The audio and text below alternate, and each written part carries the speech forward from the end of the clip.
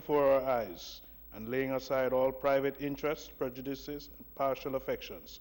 The result of all our counsels may be to the glory of thy blessed name, the maintenance of true religion and justice, the safety, honor, and happiness of the Queen, the public weal, peace, and tranquility of the island, and the uniting and knitting together of the hearts of all persons and estates within the same, in true Christian love and charity, one towards another, through Jesus Christ our Lord.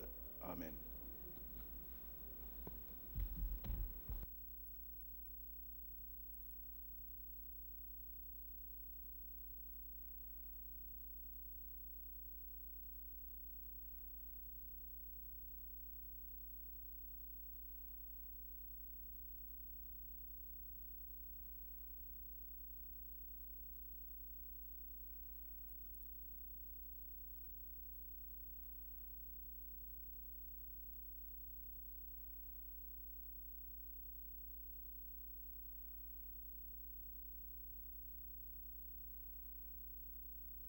This Honourable Senate now resumes its sittings for the Friday, the 1st of November 2019. And before we start, I just wish to welcome 22 students from UTEC School of Business Administration. And welcome to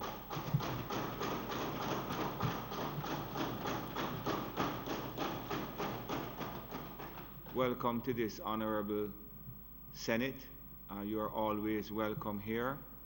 The Parliament belongs to you, and it is important that you get an understanding as to the processes of the Parliament. And it also gives you something to aspire to as future members of the business community. You will notice that Grace Kennedy is Mr. Don Webby. I'm sure you have heard of that name. Is here sitting as a member of the Senate.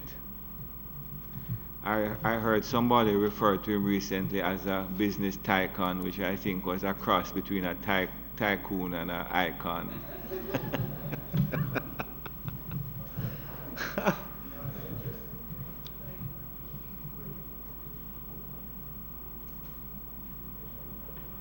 Just give me a minute, please.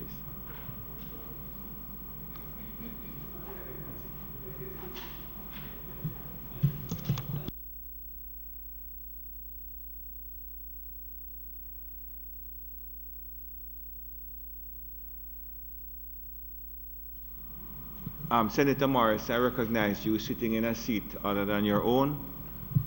Leader Scott Motley had indicated to me that she would be absent today.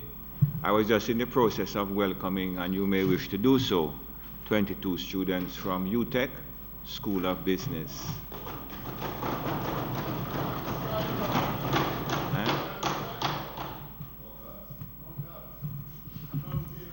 Notice I never said anything. You know, just before we start, there's just something I want to say, that I was actually heartbroken one day recently when we heard about the accidental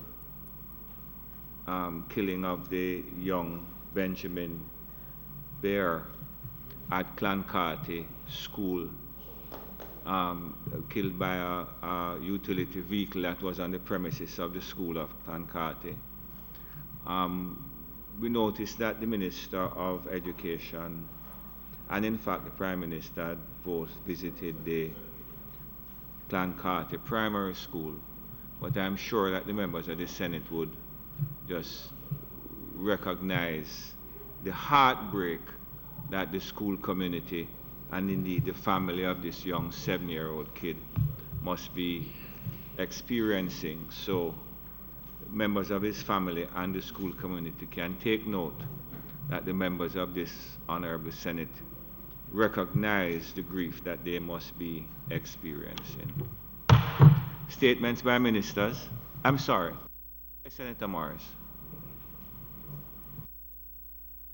Mr. President, with regard to your opening comment, I would want to join on behalf of the members of the opposition in expressing our profound condolences to the members of the family of the young child who was accidentally killed at the Clancarty primary school, and to indicate, Mr. President, that immediately upon the accident being brought to the public attention, the Member of Parliament for the area, Mr. Julian Robinson, was present at the school to offer support to the children and members of staff. And the very next morning, the leader of the opposition, Dr. Peter Phillips, was present there again with the Member of Parliament to give support to the student, administrative staff, and family members.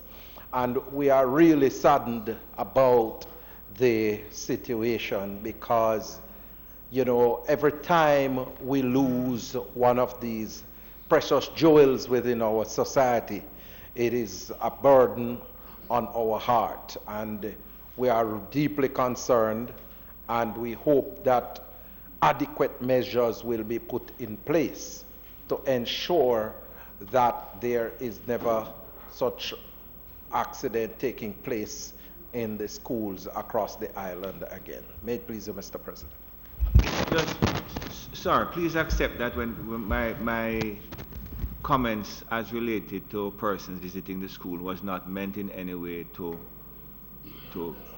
okay, thank you very much. Mr. President, let me just join with my colleague and permit me to sit also from a seat not usually my own in expressing the sincere condolences and the sentiments as it relates. We grieve with the family and the principal and students and teachers of Clancarty, and I know that our Prime Minister, together with Minister Terry Long, and also officials like Dr. Troop from the Ministry of Education, Youth and Information, visited the school,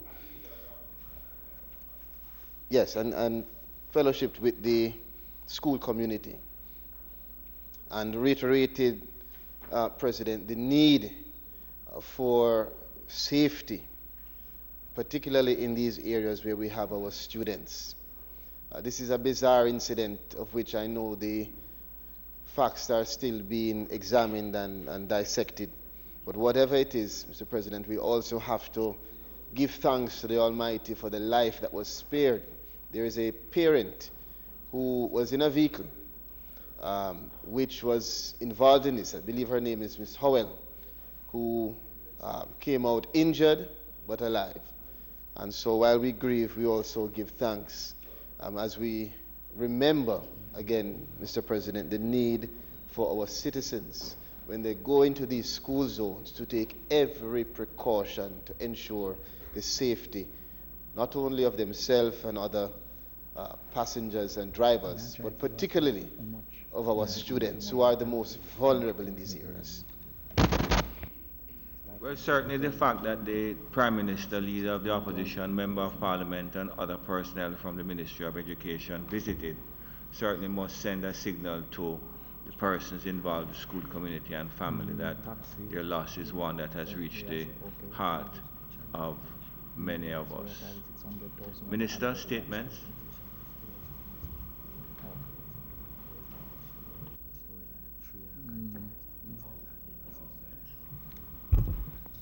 Laid on the table of the Senate today are the following: the Banking Services Financial Holding Company's Licensing Application Form Supervisory Rules 2019 and the Banking Services Financial Holding Company's Licensing Application Form Supervisory Rules 2019 resolution under the Banking Services Act. The Proceeds of Crime Money Laundering Prevention Amendment Regulations 2019 and the Proceeds of Crime Money Laundering Prevention Amendment Regulations Resolution 2019 under the Proceeds of Crime Act. Jamaica Survey of Living Conditions for 2017. The Auditor General's Performance Audit Report on RADA's management of the rehabilitation of farm roads from the Auditor General's Department. The Independent Commission of Investigation's Second Quarterly Report 2019. Indicom.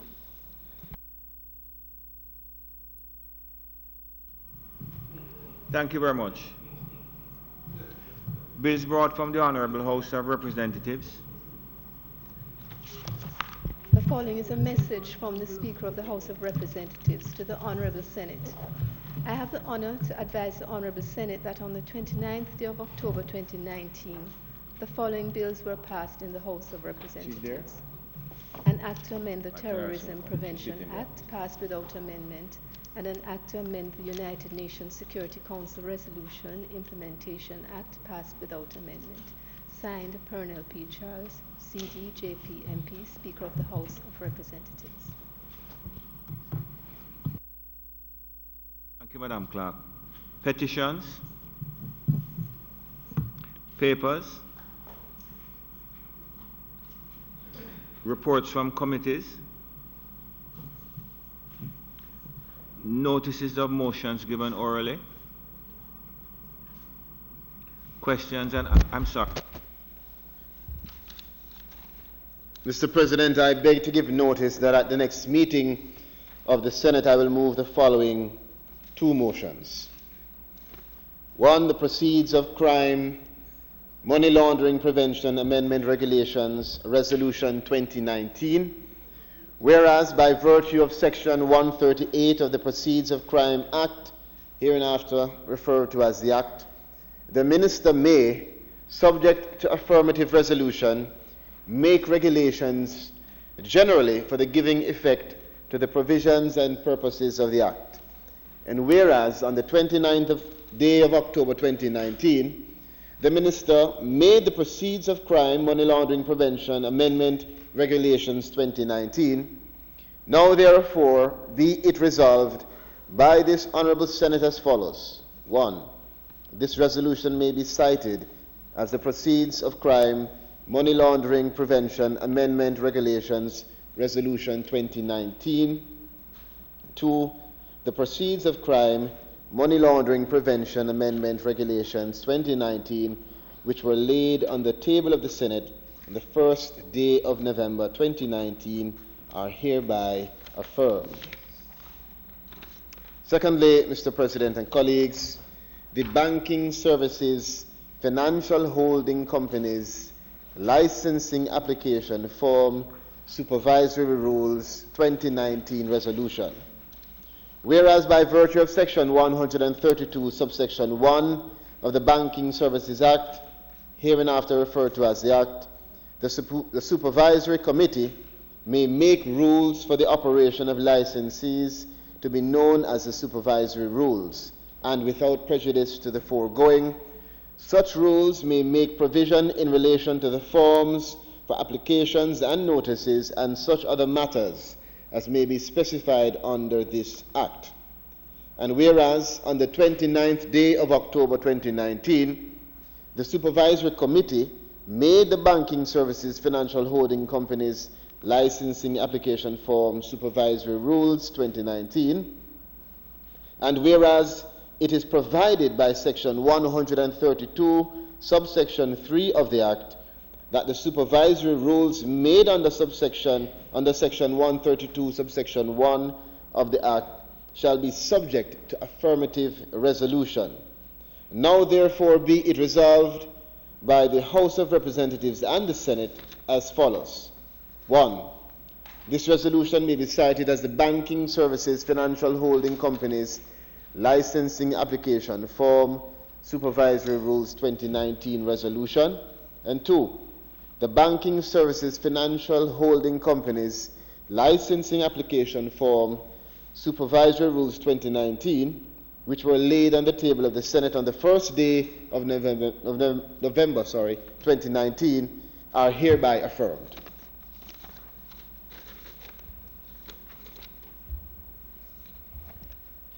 Thank you, Minister. Questions and answers to questions. President, on the question notice paper, there's a question standing in my name. Question I asked of the Minister of Foreign Affairs and Foreign Trade, and I'm wondering if there's any update, any answer available today, even though she may be on her way to, is it China? the business of the country need to continue. Is there any position on?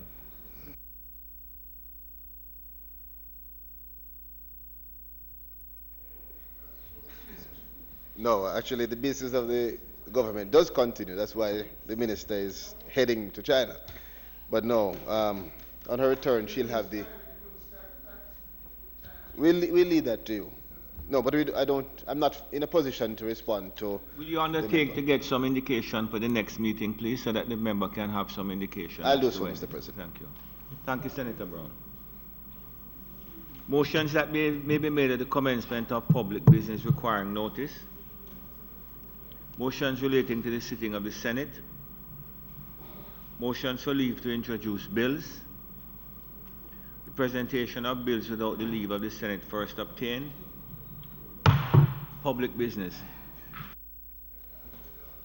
Mr. President, it is our intention today to do two things. We're going to commence the State of the Nation. Senator Morgan will commence the State of the Nation, and thereafter we will proceed, Mr. President, with the Public Procurement Domestic Margin of Preference Order as well as the Set-Asides Order, which we will complete today.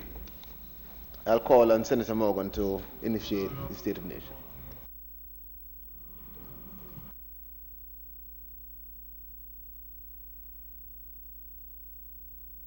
Motion on the order paper for the State of the Nation debate. None was moved earlier on. So what I used to see is becoming a senator. A motion is tabled, it is laid, you open the debate, and it continues. But there I don't see a motion on the order paper. So I'm probably not seeing well. So I'd like to be pointed, directed as to where on the order paper and when that motion was tabled. No, so thank you. What I would like to point out to the members is that what you just saw there is a proper point of order. I think it's the first proper point of order that Senator Morris or I have heard in the last 7 years. So I'm going to seek clarification from the clerk.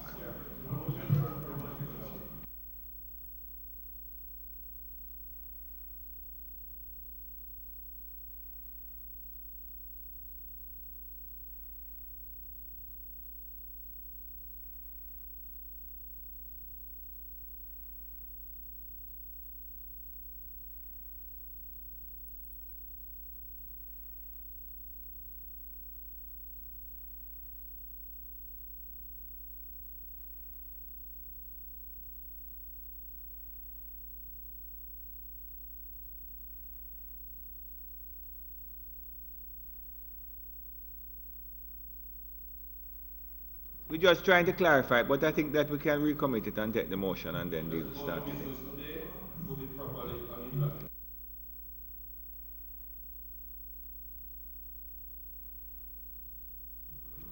Mr. President.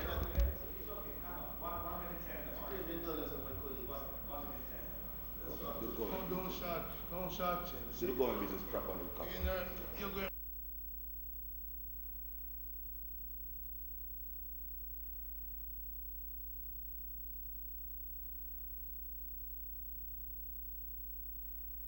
All right, what we're going to do is, and I think I'm just over here, we're going to take the other two motions that were moved earlier, deal with that now, and by that time, the clerk would have worked out where we're going to go from here. Mr. President, that irrespective of what will be worked out, the motion has to be tabled. And Senator Morris will know it, so when I say work out, then we will table the motion. Yes, so it can't be done today, Mr. President. We'll see that.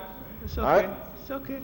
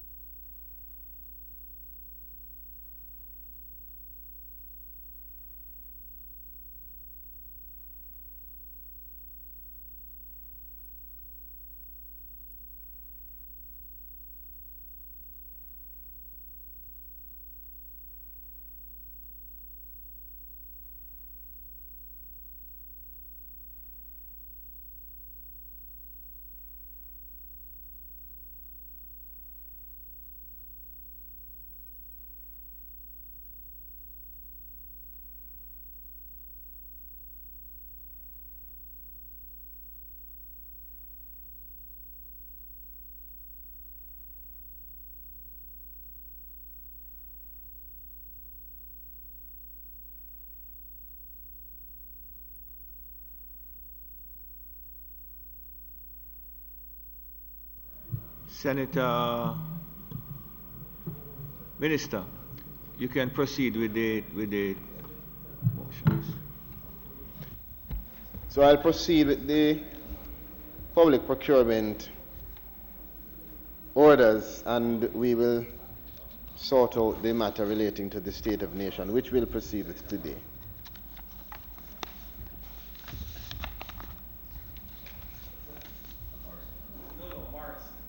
I have to step out for a moment, sir.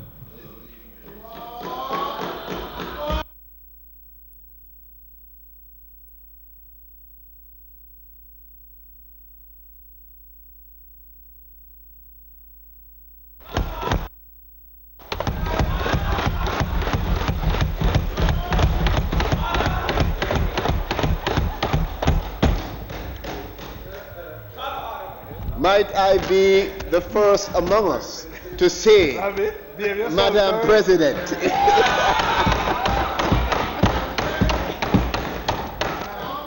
It is indeed my pleasure to ask for your permission, Madam President, for me to proceed with the public procurement orders. Colleagues, Senator Knight, today I introduce the Public Procurement Domestic Margin of Preference Order 2019 and the Public Procurement Set-Asides Order 2019. It won't take much time, but it is very important, and I hope that we engage in a debate that will reflect the substance of these orders before us. Orders that have been made pursuant to the powers conferred through Regulation 44 of the Public Procurement Regulations 2018 by virtue of Section 60, subsection 1E and J of the Public Procurement Act. Section 60, subsection 2 of the Act requires that these orders be subject to the affirmative resolution. Madam President, the Public Procurement Act, which was passed in 2015 and then amended in 2018, was brought into effect by the appointed day notice on April 1, 2019. With the coming into effect of that Act, the Public Procurement Regulations and the Public Procurement Review and Reconsideration Regulations, which were affirmed by this House, were also brought into effect. Section 60, subsection 1 of the Act provides that the Minister may make regulations which give full effect to the provisions of the Act, and these regulations may contain provisions which essentially operationalize objects of the Public Procurement Act. One key object of the legislation is to encourage national growth and development by enabling, Madam President, greater participation of micro, small, and medium-sized enterprises in public procurement through special and differential treatment measures. Now, it is very important, Madam President and colleagues, because these orders and the Act will assist in enabling greater participation of the micro, small, and medium-sized enterprises in the process of public procurement through these special and differential measures. So these special and differential treatment measures, what do they mean? They mean measures including domestic margins of preference, offsets, and set-asides applied to give special consideration to a specific class of suppliers and to provide incentives for the greater participation of disadvantaged economic actors. The government here recognizes the need to develop an environment that is going to encourage growth. Regulation 41, Madam President, of the Public Procurement Regulations 2018 gives the objective of applying special and differential treatment measures with the purpose of improving the distribution of wealth and income within Jamaica and to reduce costs of public procurement, including the national development cost, special and differential treatment measures may be applied to a procurement proceeding to A, encourage the participation of Jamaican suppliers in the public procurement opportunities, B, to increase the capacity of the Jamaican suppliers to compete for the procurement contracts, and C, to develop Jamaican industries. Madam President, Regulation 42 further outlines that a procuring entity may utilize a special and differential treatment measure in accordance with the administrative guidance issued by the Office of the Public Procurement Policy, which is in the Ministry of Finance. Further, Madam President, with the affirmation of these orders, our intention is to operationalize, in the first instance, two broad types of special and differential treatment measures: the domestic margins of preference and the set-asides. So let's treat with the first of the two. The Public Procurement Domestic Margins of Preference Order 2019, Madam President, is the application of a prescribed factor on the bid price of foreign bidders participating in the international competitive bidding procedures. The application of this factor allows a national bidder to earn a government contract even if its bid price exceeds the bid of a foreign bidder, provided that the national bidder demonstrates a required percentage of domestic content. This order dictates 20% and 35% respectively. A procuring entity shall apply a domestic margin of preference of 20% on the criterion of the bid price in respect of bids which demonstrate the use of domestic content of a minimum threshold of 35%. Let me repeat that.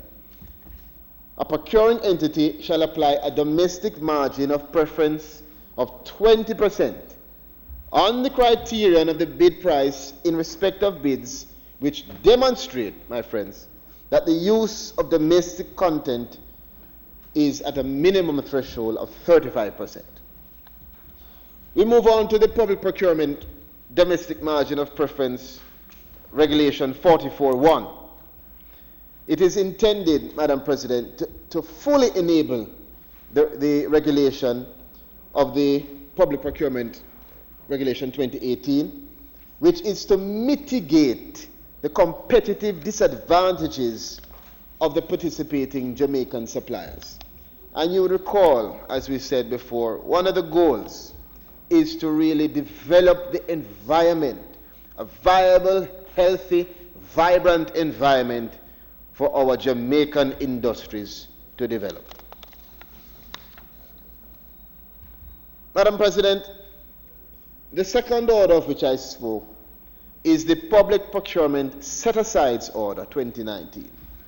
Now, that order broadly aims to create opportunities for specific groups of bidders who may otherwise be unable to earn government contracts, or for those groups of bidders, Madam President, with undertakings in industries that are targeted for development.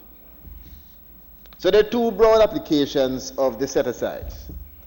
One, a reservation of 20% for micro, small, and medium-sized enterprises, Senator Skeffrey, and the first schedule lists qualification criteria on the basis of total annual sales and ownership. And two, industry-specific allocations, which paragraph 5 lists the agreed industries of Jamaican suppliers which are entitled to benefit from the application of the set-asides. And Senator Gale, I'm sure, is looking on it right now. Madam President, with the affirmation of these orders and the operationalization of these special and differential treatment measures, our government intends to continue to fulfill its commitment to maximize efficiency in public procurement, to promote economic development through public procurement, to foster transparency, and most importantly, for us to encourage participation at all levels in public procurement. Madam President, as I did indicate at the beginning, it's not my intention to have a long run-up, because I hope that my colleagues will have an opportunity to really examine and also contribute to this debate. And so I invite the members of this Honourable Senate to wholeheartedly support the affirmation of the Public Procurement Domestic Margin of Preference Order 2019, as well as the Public Procurement Set-Asides Order 2019. I thank you, Madam President.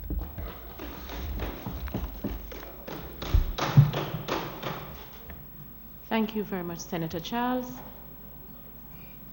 Madam I President, acknowledge Senator Brown.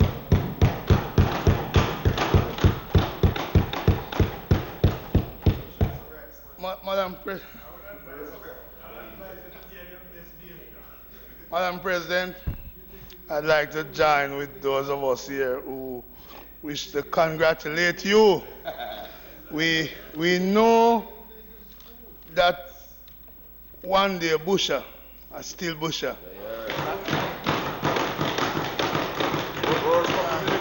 And it matters how short.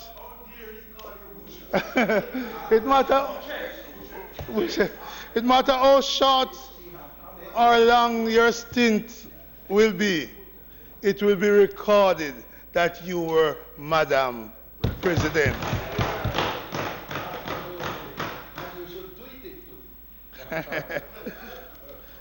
The regulations and order, resolution and order that Minister presented finds favor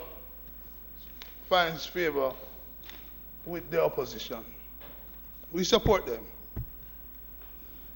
But we note the difficulty with doing what is right takes too long in the legislative process. I will recall, because in my view, I would like to say this has been too long in coming. I'm happy that it is here, but it has been too long in coming, Senator Webby. I recall then Prime Minister P.J. Patterson making an announcement. I recall Minister Paulwell making an announcement that there will be a set aside for small Jamaican business. That's 90s coming up. I recall after 2007, that Mr. Bruce Golding as Prime Minister, and I think then Senator Webby, you might have been at Finance, made the same announcement that we're going to do this, do a set aside for Jamaican business. I recall that in 2010, the former permanent secretary in the Ministry of Industry, Investment and Commerce, Mr. Budan, making comments. He spoke about how discriminatory the procurement process was against small business people. He pointed out that government was a major purchaser in the economy, mainly of goods, works, and services, and that government policies could be a powerful instrument of development if engineered appropriately. So from 2010, Madam President, from 2010, is that change so quick?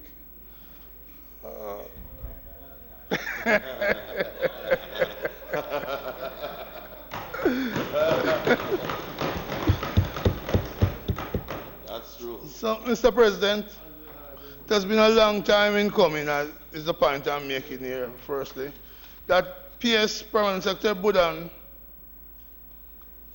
then spoke about 90,000 MSMEs likely to be impacted. We went further in 2015, and we, sitting on that side, passed the Procurement Act. And I was proud to have voted for it then, because at that time it meant that we would have gotten to the set-off.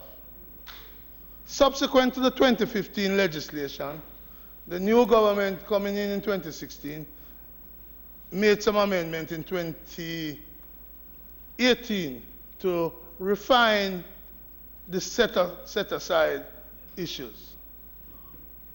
Point I'm making, it took us too long to get here. Now that we're here, it's going to be important, Senator Webby, that we get it right, that it works for the benefit of Jamaican people. So having come to this point from 2010, when there's 90,000 MSME, small, medium, and micro businesses, we now hear the minister saying we are at 30,000. So the question I want to ask is, where did the 60,000, Senator Crawford, go in the 9 years? Is it that we don't have the numbers right? Because the minister did say 30,000. Is it that our failure to have given them, the small business, the assistance across administration, Senator Samuda, across administration, has meant that they have disappeared? For example, in the construction sector, with the influx of overseas contractors, they have shrunk. They have shrunk. So I really want to know, where did the 60,000 MSME went? Or we can reconcile the numbers. But certainly, that's the sector that drives employment.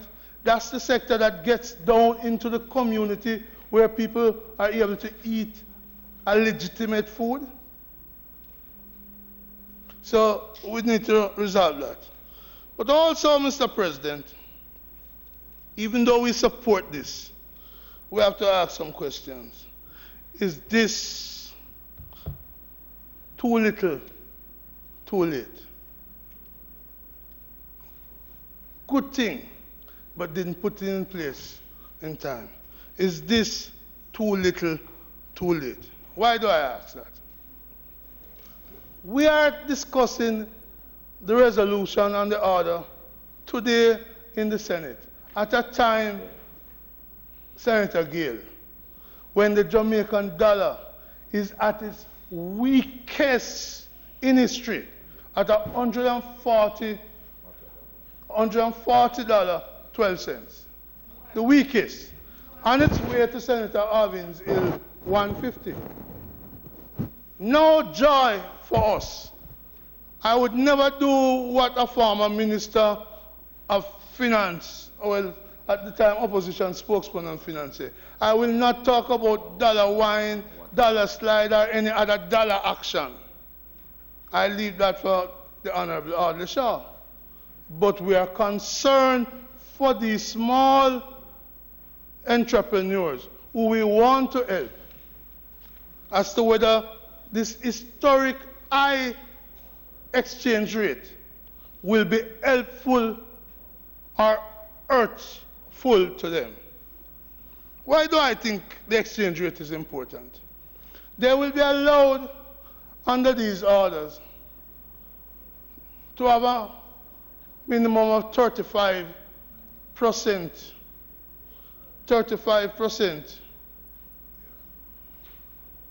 They'll have a minimum of 35% domestic content. So they're going to be allowed up to 65% imported content. That's 65%, which they'll be allowed. They'll have to bring it in at a dollar that's worth very little. Does that provide an advantage to these people who are trying to help? Or the way we have managed the dollar thus far is going to mean that they will not, despite our efforts, be able to compete with the foreign contractors? And so that's why I ask now, is it too little, too late?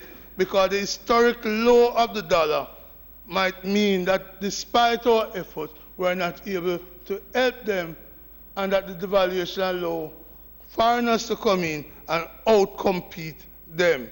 And the little 20% or so set aside, which is important in terms of dollars, may not really be achieved. The second reason why I'm asking if this is too little, too late, is because in July, the last Jamaica Chamber of Commerce Confidence Survey, something I know that side used to boast about when it moved up. The last survey by Dan Anderson showed that business confidence is slipping.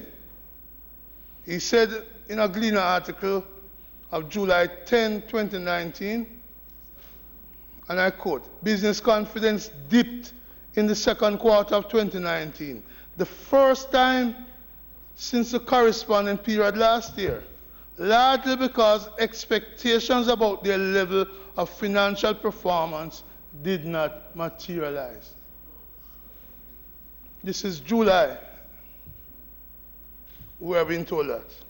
Dan Anderson went on in explaining the survey to say, perhaps more noticeably and of concern are the reading of some of the variables that comprise the index.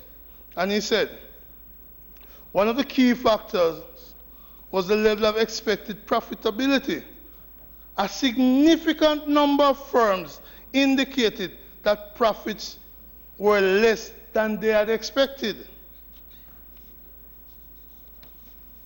Dan Anderson continued that survey to say, just over half, 55% of firms indicated that profits were as expected, but considerably less than the 62% in the first quarter, while 25% reported that profits were worse than expected.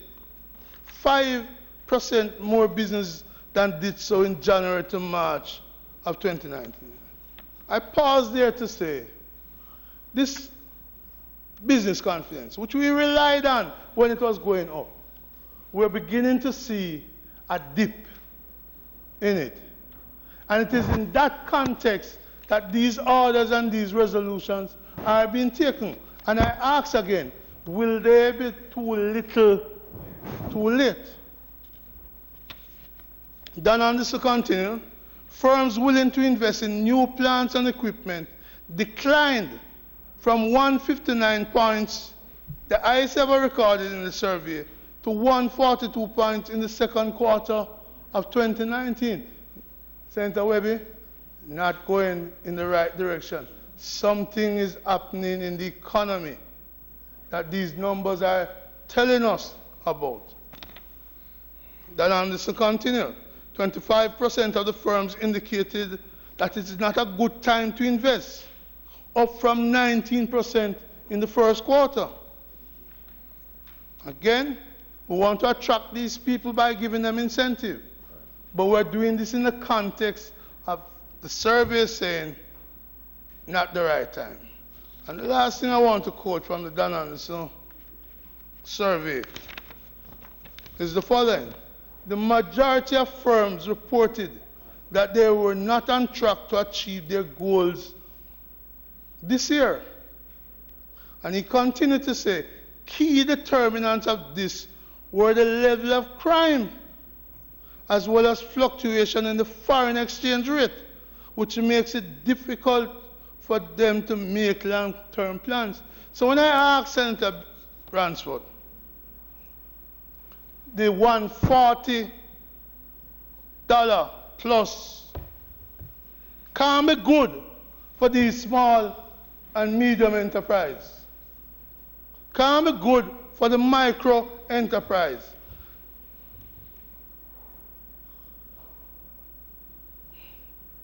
The crime situation, Mr. President, no matter how we want to give incentive to these people, the crime situation is a factor. And I will tell you, I was surprised at another variable.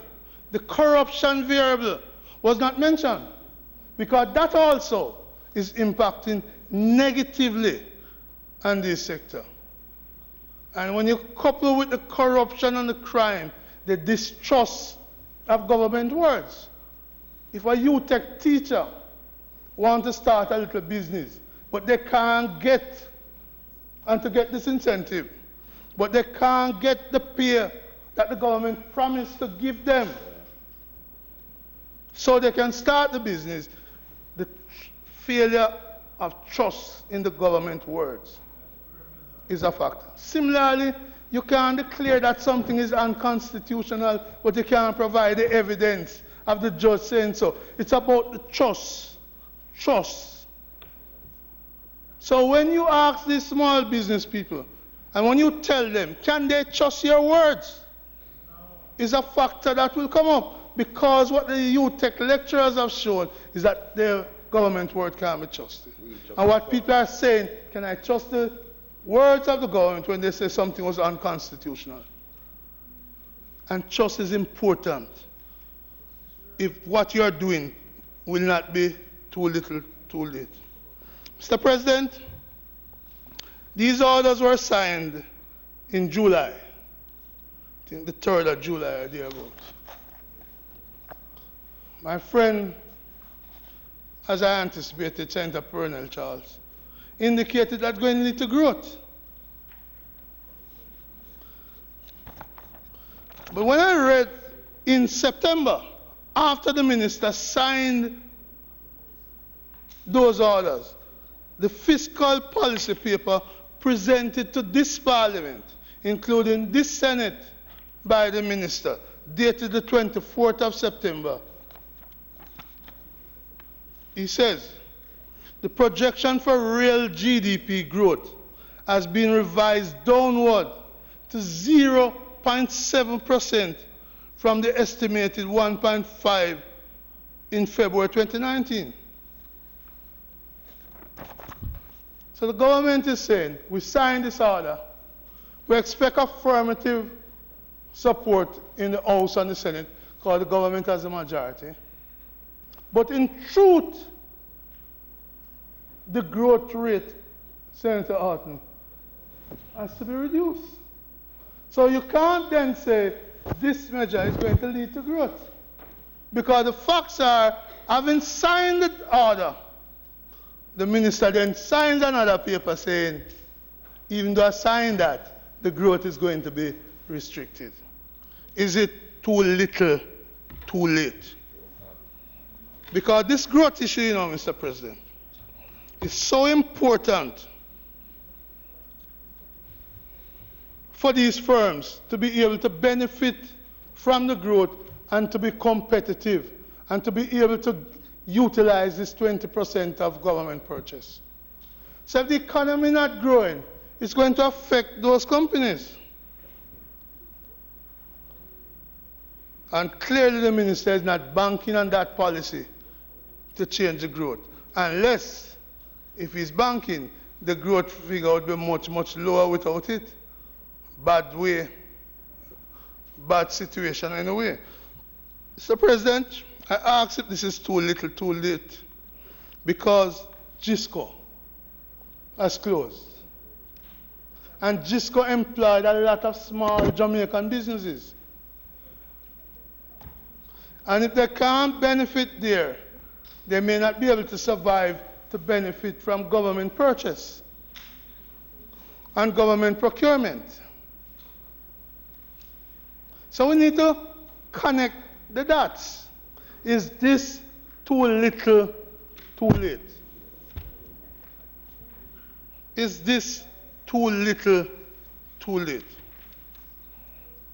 And that's important for us to resolve. Because Senator Webby, it's good to say we're going to do this.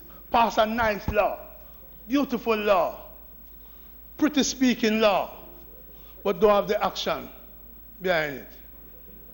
So we pass this law and nothing comes. I want to call on the Minister of Finance, and he has said he wants to do a 6-month pilot program to report back to the Parliament how that 6 months pilot program is going. and also to report annually to us how this beautiful speaking legislation, how this well-written legislation is impacting the country's quest for growth. Otherwise, this legislation would not work the paper it is on. It would be like the Protective Disclosure Act, there, but of no use. It could be like so many other acts, there and of no use. We need to pass legislation that is of use. And I hope this one, which we in the opposition support, is of use and will benefit not just in potential, but in reality, the business people, small business people we want. I ask also, Mr. President, if it is too little, too late, because today we got tabled the Jamaica Survey of Living Condition for 2017. And while some other things were being done, I quickly turned to the overview. What I saw in the overview, I wish to read for the record. It says, the all Jamaica poverty rate increased to 19.3%, and the KMA and other towns also recorded increases to 17.1% and 20.1%. So the government in cabinet papers did alert us that in 2017 poverty has gone up.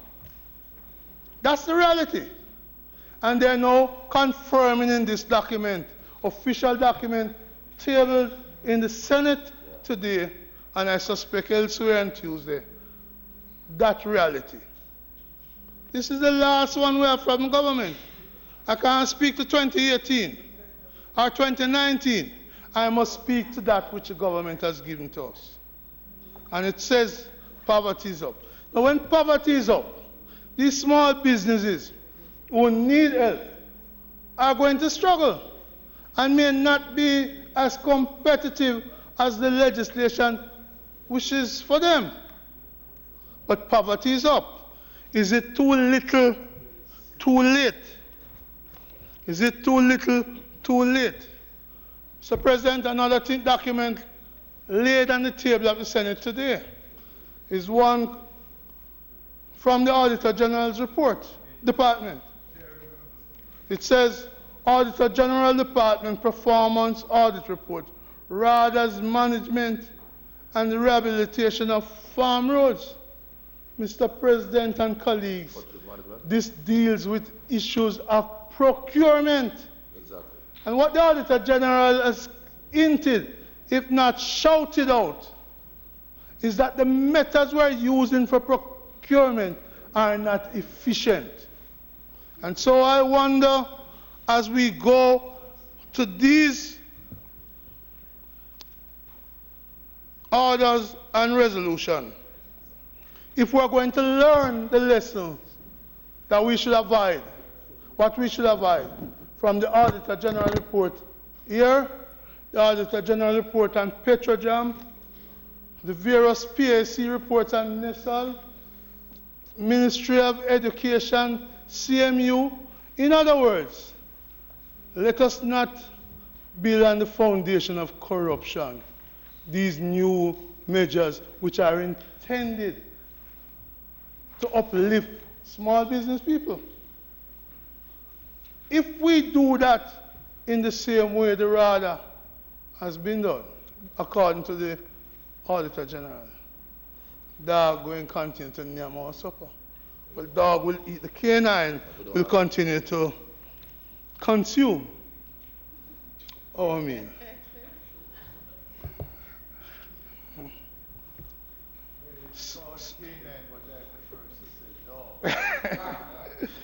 He died like a dog. So, Mr. President, is it too little, too late? When I look at the order and I look at the schedule to the order, well, before we get to the schedule, I note in clause 4, clause 5 in particular, it says Jamaica suppliers may benefit from the application of the set-aside specified under paragraph 3, sub 2 in respect of printing. And then it says including images and fabrics. I don't think they're talking Kanye West. But I'd have hoped something like printing of textbook, not to be granular, but this is a big procurement issue. And too often foreigners... Sorry, Senator Brown, Sorry. It's a printing, comma, including, so printing of textbook would be President, included in this. that doesn't say that I can't say what I would have wanted to see there. I hear you and your interpretation. But the textbook issue and the printing of textbook has been too long an issue of concern and controversy in this country. That the local printers are saying, we can do it, but we're not. So in writing printing, I'd have loved to not just include in images and so forth. I'd have loved it to say including textbooks. So we make it clear that we want our Ministry of Education to give preferential treatment to our local printers. They deserve it. Also, Mr. President, when I look through the list, A to F, and maybe you could guide me here, I don't see construction. Maybe, President, just as you want to guide me on A, could you guide me to say... You say you don't want a guidance, so you're asking for it. No, man, I want it, that's why I asked him no. I want the guidance. Is construction here? Why is construction omitted? Why do we have to suffer the big contracts going to foreigners when the people who built Jamaica, who built downtown, the local construction industry people are suffering? Why don't we recognize that key to our growth in the country is the construction sector? And we should insist, as I am now doing, that we should include the construction sector specifically in this order. So when it comes, Senator Bryan, to the new place up at Hero Circle, that we can be assured that the new parliament, that the Jamaican construction people who built the conference center, who built Scotia Bank, who built the UDC building, and who have built so much of Jamaica, that they, rather than the foreigners, get the chance to be involved. That's what we did. And I don't see the construction here. And I wonder, why is the construction sector omitted? Yes, thanks for the agitation of Sister P. There will be a children's hospital in Mount Salem.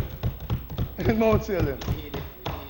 But I hope in that the generosity of those who we helped to dig the well, KD. We helped to dig the well.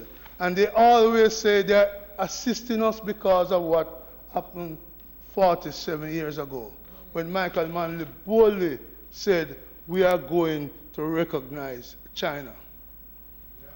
But having done that, we are talking cooperation, not domination. And so, too many of our big projects goes to them.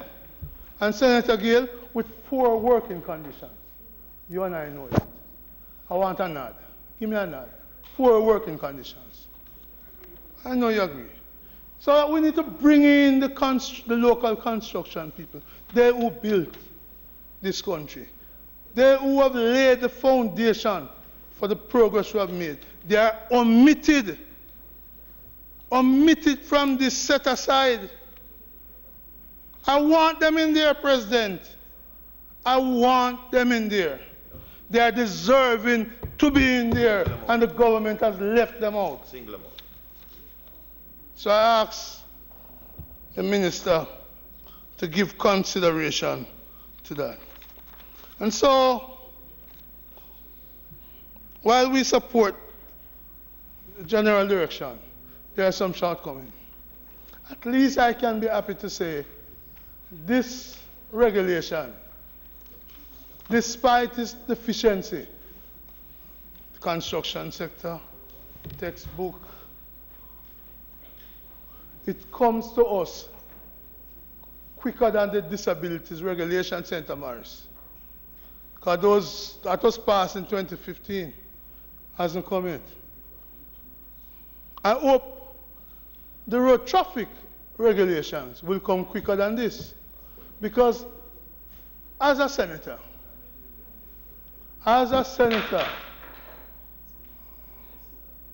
30 gone already? Cool. I'm wrapping up. So.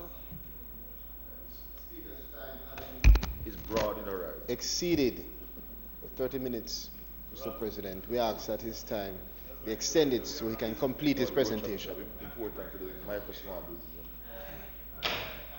Thank you, President. All I'm saying, don't quarrel. What I'm saying as senators, we have a duty to make sure the legislation we pass are followed quickly by the regulation. This one has taken 4 years, but it has come. We want to. I will leave you to say piecemeal. That means a piecemeal. But it is our duty to make sure we don't just pass something that is working. So, Senator Webby, help me to urge the minister to give us regular updates on how well this is working. Because the worst thing we could do to the country is pass the legislations and leave them resting on the table of Parliament rather than being implemented to improve the life of our people. Mr. President, there was a person there that was more beautiful than you when I started, but I love your maturity and the respect you show to the debate. May it please you, sir.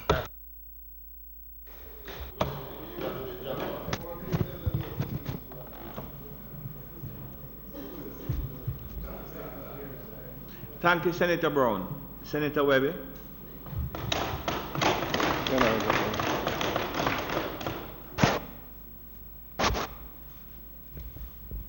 Thank you very much.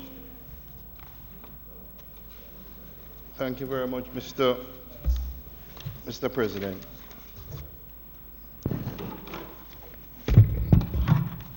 So, Mr. President, I, as a private sector leader and as our minister referred to me as a business tycoon, I'm not sure what that meant, but I enjoyed that title.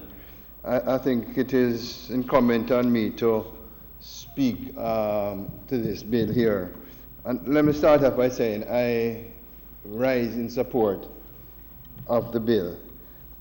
I also want to congratulate our current Minister of Finance and all the hard-working team at the Ministry of Finance in terms of getting this resolution brought to Parliament to benefit our local industry and make provisions for ensuring SMEs participate in the public procurement process. Mr. President, I also want to take this opportunity to also congratulate the Minister of Finance and all the hard-working ministries and the people in the various ministries. The recent World Bank Doing Business report, it shows that Jamaica has moved from 75 to 71 out of 190 countries, which is a great performance. Mr. President, I must say that I agree with my colleague friend Senator Lambert Brown on two fronts. The first one being that we're really playing catch-up for similar legislation. I think if you look at most first world countries, the USA, Canada, and others, they have implemented such legislation long ago. The other area that I would agree with Senator Brown is that I believe it's incumbent on the current Minister of Finance to do regular evaluation reviews and report to the country in terms of how those reviews are going. And I think that's basically best practice, Senator Brown. So I support what you have suggested. I think Senator Charles said it in his leading presentation that really, as part of national development, Senator Charles, the government is actually the single largest purchaser of goods and services. And when we speak about infrastructure, and Senator Brown mentioned textbooks, that's critical in terms of proper procurement management. Mr. President, it really struck me when the then President of the USA, President Obama, gave some statistics to a presentation of private sector leaders, where he said that the small businesses, SMEs, they are responsible for half of all the private sector jobs, and they created about roughly 70% of all new jobs in the past decade. So one can understand the importance of us passing this legislation. Mr. President, while in this chamber and in the other house we pass great legislation, we also need to look at the barriers that could impede these legislations in terms of being successful. And I think when you look at the updated MSME entrepreneurship policy, these would include that between 50% and 75% of participating or advanced mobilization payments from governments entities are insufficient and oftentimes not offered at all. And you know, for small businesses, working capital is extremely important in terms of getting their products to market. The other barrier to success for small businesses is a lack of access to financing. And I was very happy to see that the Development Bank of Jamaica and Sagicor are addressing those issues. And I would also encourage other private sector entities to join in terms of dealing with financing for MSMEs. Mr. President, the other feedback that we pick up, and it must be addressed, Senator Brown, is that the government procurement process is too lengthy, unaffordable, and lacking in transparency. Mr. President, also the GOJ tender requirements and documents are considered too burdensome and for essentially low value contracts. And that leads me to the point, Mr. President, when we pass this legislation, it is important that we provide to these smaller entities training in proper bookkeeping, training in proper corporate governance, and training in terms of legal, Senator Fraser-Binns, in how to maneuver through these documents. But it is obvious that if you are giving these small businesses these lengthy documents, they're going to find it extremely challenging to navigate. So I would also make that suggestion. I would also want to make some suggestions, Mr. President, to address some of these barriers that I have outlined this morning. I want to suggest, Mr. President, that we create a MSME loan program for MSMEs that qualify for government contracts. And I would like to suggest that there is a facility for these small businesses to obtain loans for up to 60% of the relevant contract price to cover the cost of contract execution. Mr. President, I would also like to suggest consideration be given to waiving the security and document requirements for various bidding procedures for MSMEs. Mr.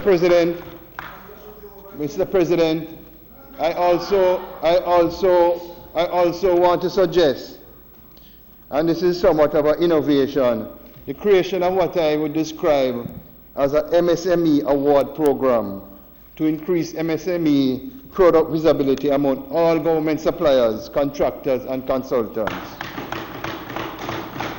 Each year under this program, high quality performance and innovative technologies products provided by MSMEs should be shared with all government entities. I also want to suggest, Mr. President, that advance payments to MSMEs that fit certain criteria and qualification criteria to benefit from an advance payment program for delivery of goods contract as much as 70% of the purchase price. And as I said before, Mr. President, and most importantly, Senator Brown, and I know you support me on this one here, there needs to be intensive training. Intensive training should be provided to MSMEs to facilitate good record keeping and business management. So in my brief presentation, I want to support this. I believe that this legislation actually has the potential to be a game changer to the Jamaican economy as we bring in more entrepreneurs in the system by offering them, and you're really leveling the playing field to give them a contract. There's just one point that I'd want to make, and it's something of a caution, Mr. President, and I'm going to read it here. The order dictates that 20 and 35% respectively. Therefore, a procuring entity shall apply a domestic preference margin of 20%. This issue of Senator Brown and Senator Skeffrey of the domestic content being a minimum of 35%, which is really leveling the playing field and keeping the small players in the game with the domestic content. We need to ensure that the proper resources are given to monitor that 35% and that strong oversight is there, or else Jim Screech is going to set in. So you have to have that robust mechanism to monitor that when we say 35%, it is audited, monitored, and serious penalties be established if you breach that 35% and submit a procurement. So, Mr. President, in my mind, this is a game changer. We're going to increase the viability and the profitability of MSMEs, and I wholeheartedly support this bill, Mr. President. Thank you very much. Mr. President? Mr. President? Okay. No.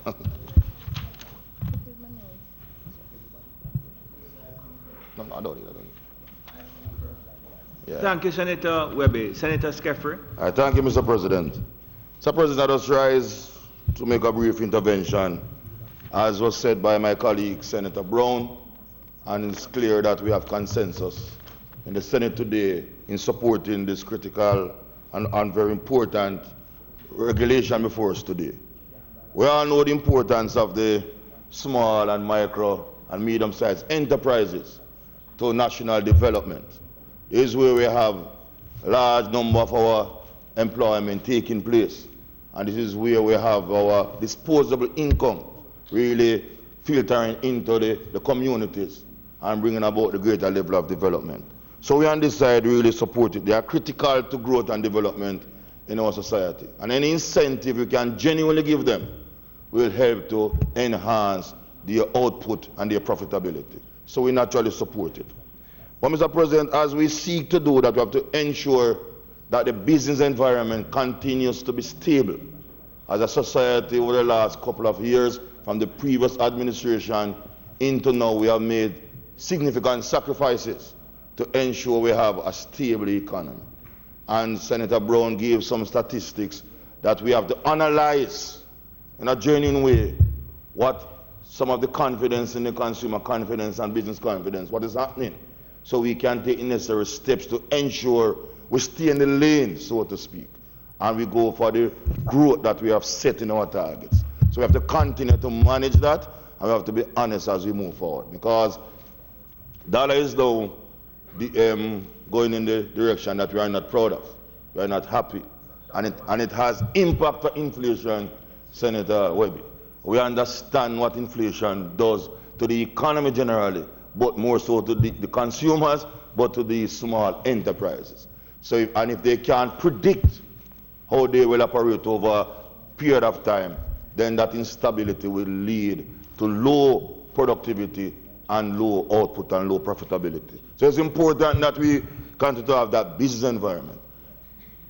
Competitive interest rate is also important, and Senator Webby gave a proposal how we can help them. It's important that they have access to capital at competitive interest rate so they can invest, pay back the loans, and have sufficient to enhance and grow the organization as they move forward. So that's also important. Naturally, training, and Senator will be made mention of that. But training also in customer care is important. Many of these firms must understand, don't care how the small they are, ensuring that the customer is always right and is the king in the business environment and know how to deal with people. So many of them sometimes don't make the profit that they ought to just because of how they deal with the customer. So customer care training is important. We can't take it for granted that you know how to. We have to teach them and ensure that they understand. Writing proper business proposal also is something we take for granted that people just know how to. That's right. Right? We must be part of the training for these enterprises as we seek to incentivize them, not just with access to contracts. We can give them the greatest access and they can acquire it. So be proper business proposal. Understand money management is also important and what it means to really earn a profit. It's not right. So it's not just the sum you have in the organization and you use it for other purposes and believe that because you have X amount, then that's what you have as a disposable income. And as we say here, business ethics is important. Understanding what it takes to run a business and what are the challenges and how to overcome. Integrating technology is also important to build efficiency. Because if we give them these contracts, or greater access to these contracts, and they are not efficient in their operation, then the society will not get the benefit that we need to. Because we cannot see this as a handout. It's not a give back to these enterprises. We generally understand the role that they can play in nation building, the role that they ought to play in building an economy as we go for growth. And this is to give them that opportunity, broaden the playing field, but they have to understand the role they have to play in all of this. So it's important we do that. Competitiveness is important because we're going to understand that you have many players in this marketplace, so they will all compete with each other also. So they have to ensure that they are competitive to seek the advantages that we are giving them in this particular regulation. But Mr. President, I have a concern. I hope we're not doing this just for a theoretical perspective. We cannot set guidelines, procurement guidelines, and we breach it. Government cannot, and we can cite many examples on either side. Not going there, we have many examples. But we have the procurement guidelines. We must seek to enforce it. Enforce it, and government must be the first in enforcing the guidelines that they set for government departments and agencies. So you can't have a guideline, you find ways to get around it. And the Auditor General gave us many reports year after year, and we can date it when we want to. But we have to ensure, if you want a provision to be exempted, the law tells you how to do it. But there's a practice, Mr. President, where we have these truncated contracts. We divide it in various sums to go around the tender processes, and sometimes we don't have the best person getting these contracts to provide the quality goods or services that we need.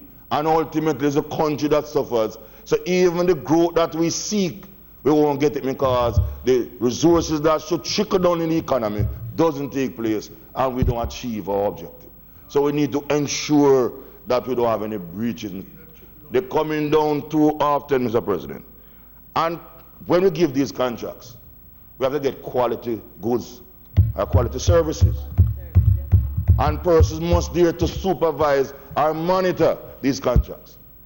Oftentimes, you get inferior goods, inferior services. Persons get the sum of the contract as if all is well, a nice handshake. And at the end of the day, as a society, we are left with the damaged goods, so to speak. We have to ensure that the terms and conditions of the contracts are adhered to, and persons understand that it will be zero tolerance. Efficiency has to be the order of the day as we move forward. and we must seek to enforce that irrespective of who the players are. The country must come first as we seek to go for growth and development, Mr. President. So, in general, we support it. Anything that will seek greater growth and development for this country, we on this side will always support it. We are the nationalist movement. We have always supported anything that is good for Jamaica and good for Jamaicans, whether we're in government or in opposition.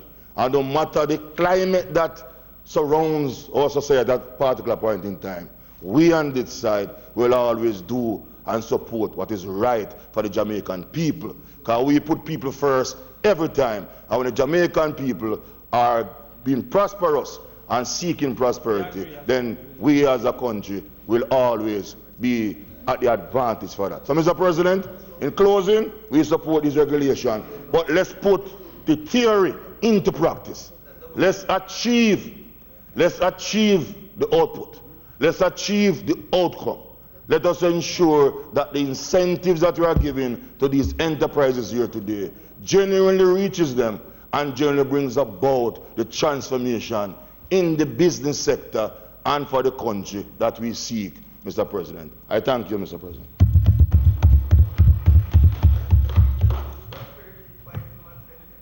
Prosperity is not your word, you know. Read our constitution.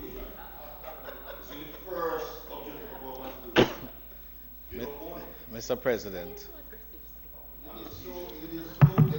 Thank you, Senator Skeffrey. Senator Bryan. About a few years ago, I had the brief opportunity to serve as the Attorney General for Jamaica.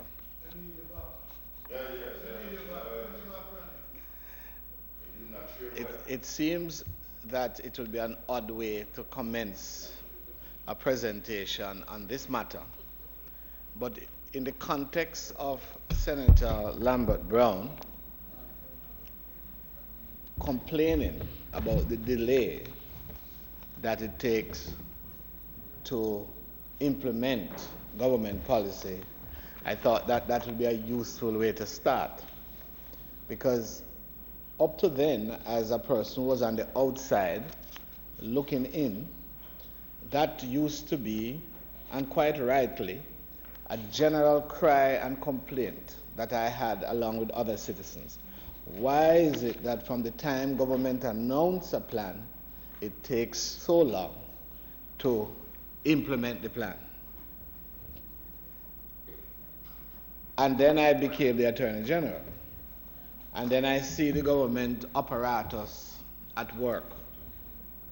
Somebody on that side spoke about the slow boat to China. That is truly an issue that we face.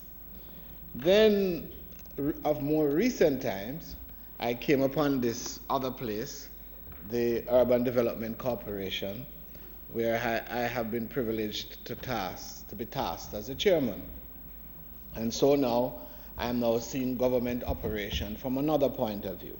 That is to say, you are doing infrastructure project, and from the day that it is approved, it could well take you, by the time you do all the approvals and all the round around, 3 years from when you say and agree to do the project to when you might be ready to go to procurement. You may be fortunate that in the 3 years you find a contractor as well. And I was just simply amazed that this is the state of play that we face.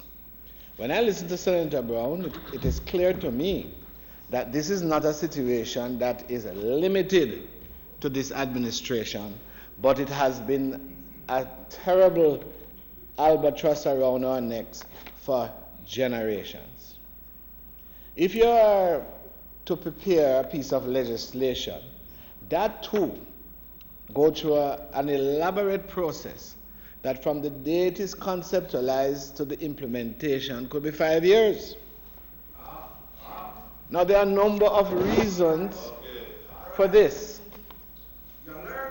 Number of reasons. Sometimes You have a chairman go on the warpath, complaining bitterly, running up and down, and people shake them head and say, yeah man, it's all right, you'll soon find out. Go on. Fulfilling property. You're soon find out. We see people like you before. Yes? So, the point is though, it brings me to the fact that we as a country, and I have been looking for the opportunity to say this for a while, have a problem insofar as we run the administration of our affairs. Whether it is how the civil service is organized, whether it is how the procurement service is organized, whether the staffing in certain government agencies are adequate, whatever the reason that causes me to say that I'm going to build a building or a park in Montego Bay, and it takes me from all of that time 3 years before I actually can start the building. To me, that's a problem.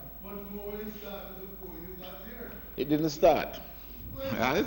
But the point I'm making to you, if you have to, by running up and down and complaining bitterly, Mr. President, I might knock off for 6 months. And them tell me, say, you have to feel good for knock off 6 months. But in the meantime, the people suffer, Mr. President.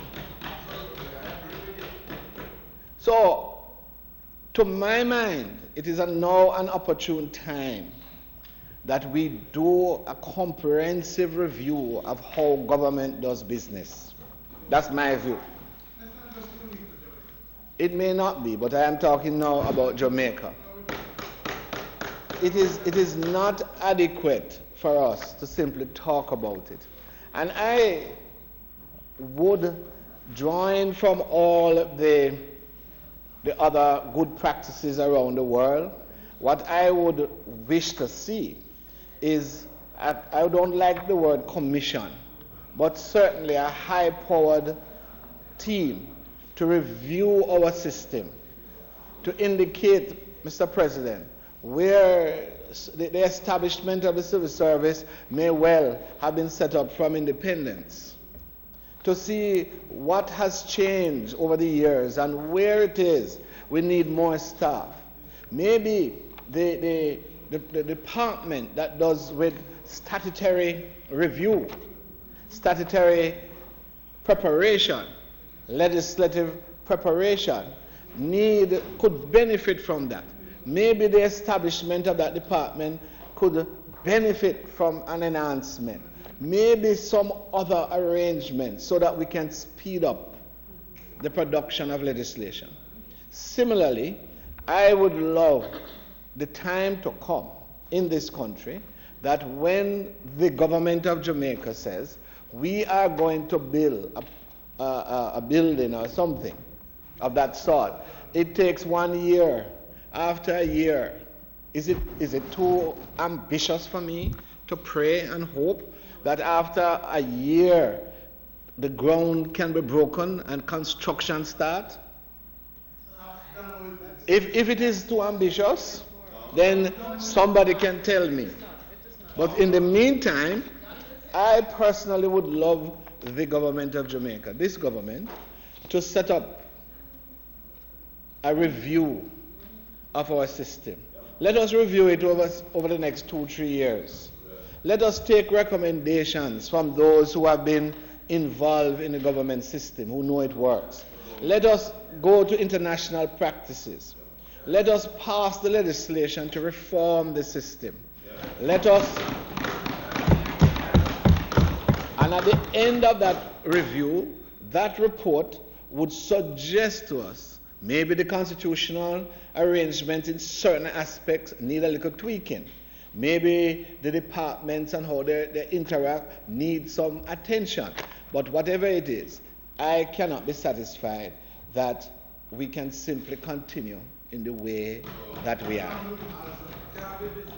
Nevertheless, having said that, Mr. President, well, thank you, Ms. Brown. But having said that, We are happy that the motion has been brought, the regulations have been brought. It has taken some time, but this is the type of measure that any time it comes, it will benefit. You can't say to a man that because you didn't eat last week, if food is available today, you must deny yourself because you didn't get any last week. So, to answer to the question of Senator Brown, it cannot be too little, too late. It is now beneficial. Thank God we have done it, and the government, I think Senator Brown intended to commend the government to overcome all of these obstacles to get this thing and the regulations in place. And I think that is an excellent thing, Mr. President.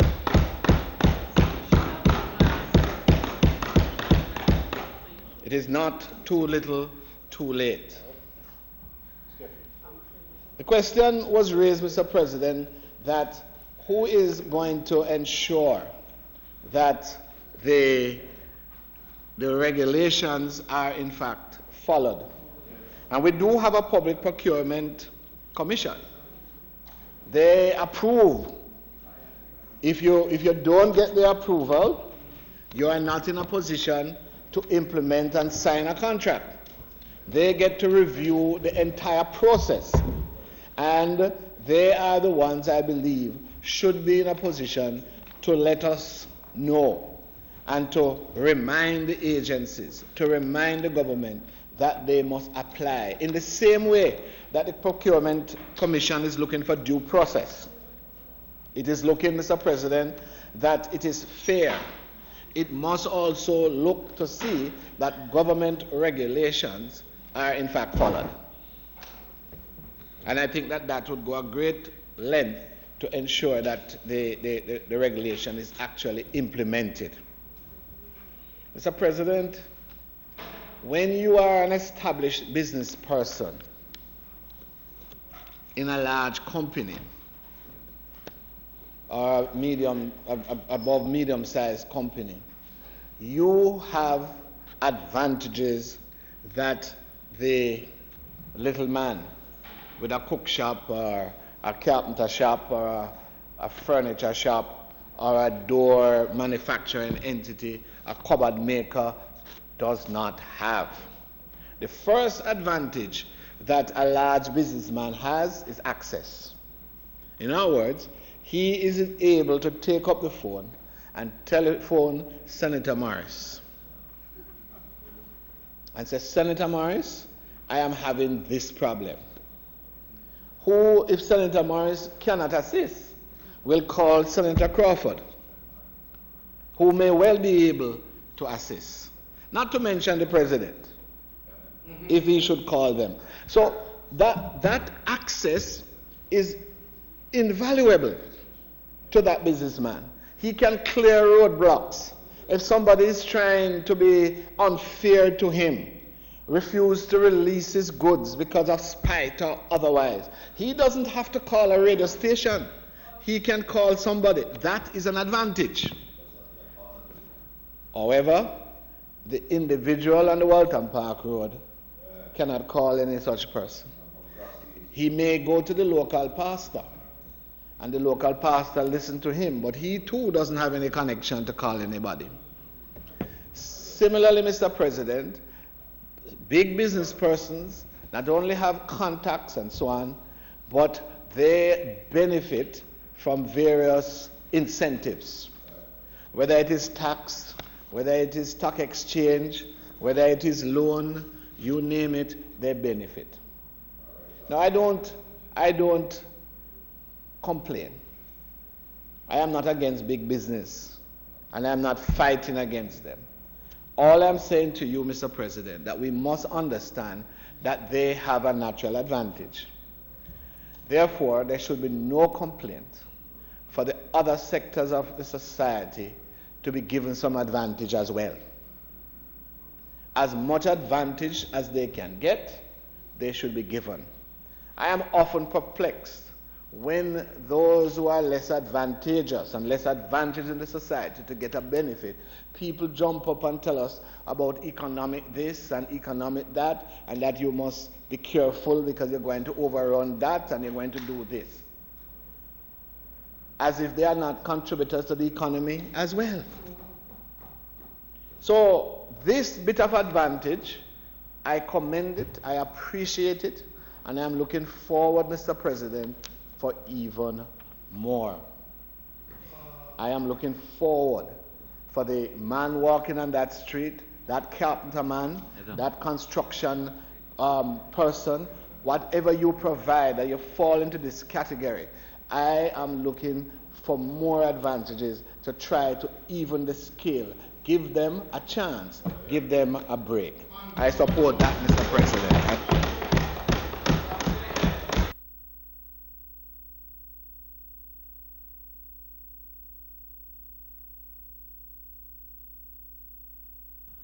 Thank you.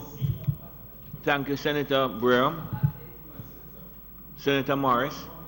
Thank you, Mr. President. Senator Crawford, fix your other mic there for me, please.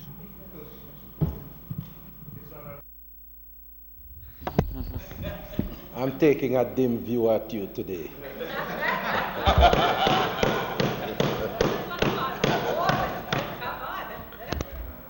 Mr. President, I rise to support this motion and the regulations.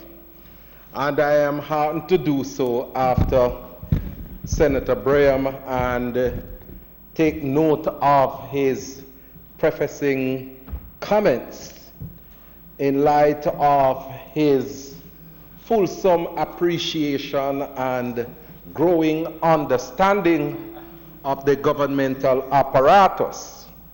Because I remember having discussion with him some time ago about the motion that is yet to be completed in terms of our debate on the Parliament and access for persons with disabilities. And he was of the view that the next Parliament shouldn't take 3 years to complete. And Senator Braham, I know you are a good man, and I would want to work with you to make sure that it happens in 3 years. But the experience that we have in government does not support that expectation. And I am looking forward to you coming to fulsomely supporting the resolution as tabled. Mr. President, you know, this is a progressive order and regulation that we are debating today, because what it is doing is seeking to incentivize local players to make sure that they get a piece of the pie. And I was told that on an annual basis, government procurement is over $80 billion. It's a big business, significant business. And so these regulation and order are seeking to make sure that some small players or Jamaicans who are in the microsector can benefit from the offerings. But you know, Mr. President, when I stand here to speak in this Parliament, I do so consciously that the other 20 members, which include you, Mr. President, will get the opportunity to speak on behalf of the able-bodied group within our society. And so I am going to confine my few remarks on behalf of persons with disabilities. Because, you know, Mr. President, a few weeks ago, Senator Morgan unfortunately attacked me in terms of my stewardship and sojourn as for persons with disabilities. And I see Senator Morgan here today, and I would have liked Senator Morgan to put in a few words on behalf of the disabled community before this regulation and order was tabled. Because the truth is, Mr. President, the truth is, yes, I haven't seen him around for a little while. But I understand that he was busy flying overseas. No, Senator Morgan.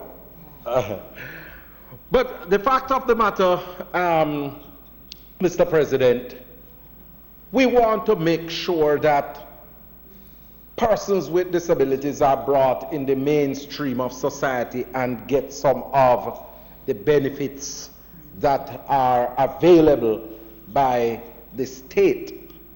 And it was pointed out that, and incorrectly so, by Senator Gale, that the government has appointed me to be a part or to lead some process in terms of the Disabilities Act. It's not correct, it's inaccurate. There was an advertisement for a consultant, and I tendered my application, and having gone through the process, came out as the successful bidder. And the proper procurement procedures, the proper procurement procedure was followed. Now, you don't want me to go through all the details. No, Senator Braham, you don't want me to go down that alley. All right? But the fact of the matter is that I have been contracted to assist in a process. Now, one of the things that I want to point out, in preparing the employment codes of practice, because that is where my responsibility is confined to, not the overall process for the Disabilities Act. But a number of things have come out, Senator Webby, in the drafting of those codes where the private sector played a pivotal role. And a part of that is, how do you incentivize the private sector to make sure that they employ more persons with disabilities like Senator Webby has done? And here I want to say, Senator Charles, you cannot leave here today without including persons with disabilities as a part of the beneficiaries of this initiative. On one hand, persons with disabilities must be included to benefit from the government procurement procedures. But on the other hand, you must say to private sector individual that as a part of benefiting from this new regime, you must employ persons with disabilities. So that somebody like Senator Webby, who is there and a big player in terms of employing individuals, can say, okay, this is a mechanism whereby my company can benefit in terms of encouraging me to employ more persons with disabilities.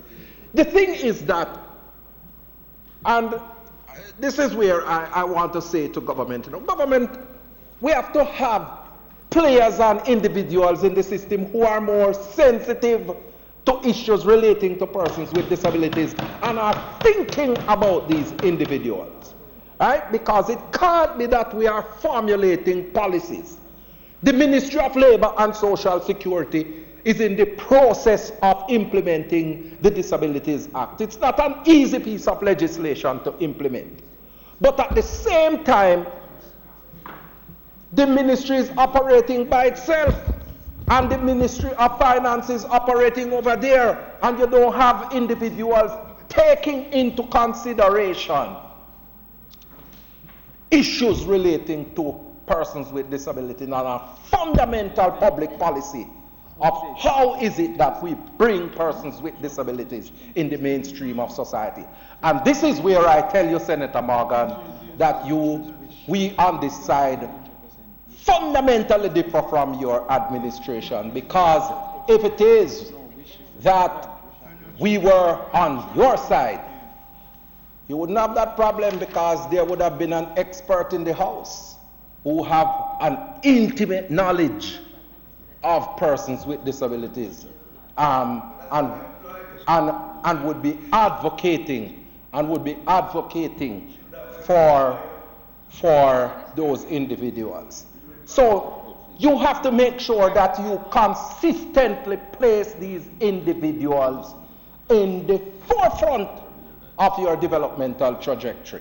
And it can't be that it's only when you come to Parliament I have to be raising these issues over and over. It means, therefore, that somebody is not getting the message.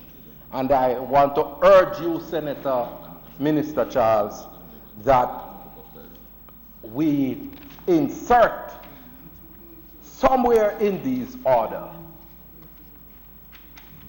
reference to persons with disabilities as beneficiaries on one hand from the scheme, but also to incentivize players, companies who are going to benefit from the scheme to employ persons with disabilities. I can tell you that as a part of the Employment Code of Practice, provisions are there based on recommendation from the private sector and the trade unions that we incentivize private players to make sure that they employ more persons with disabilities. So my recommendation is in keeping with what is to come in, or what has been recommended, because I'm not a minister, so I'm going to take on ministerial role.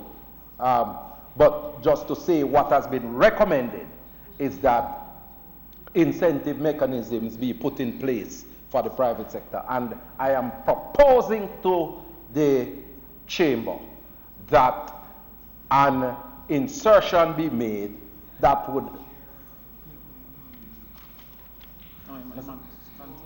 Okay.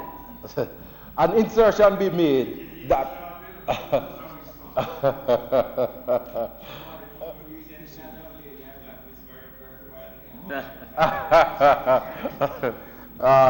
well, I would tell the Prime Minister that, because I heard his whisper loudly in the House of Representatives the other day. Mr. President, but the point is that we want to make sure that there's an insertion in the order and regulation to include persons with disabilities. May it please you, Mr. President.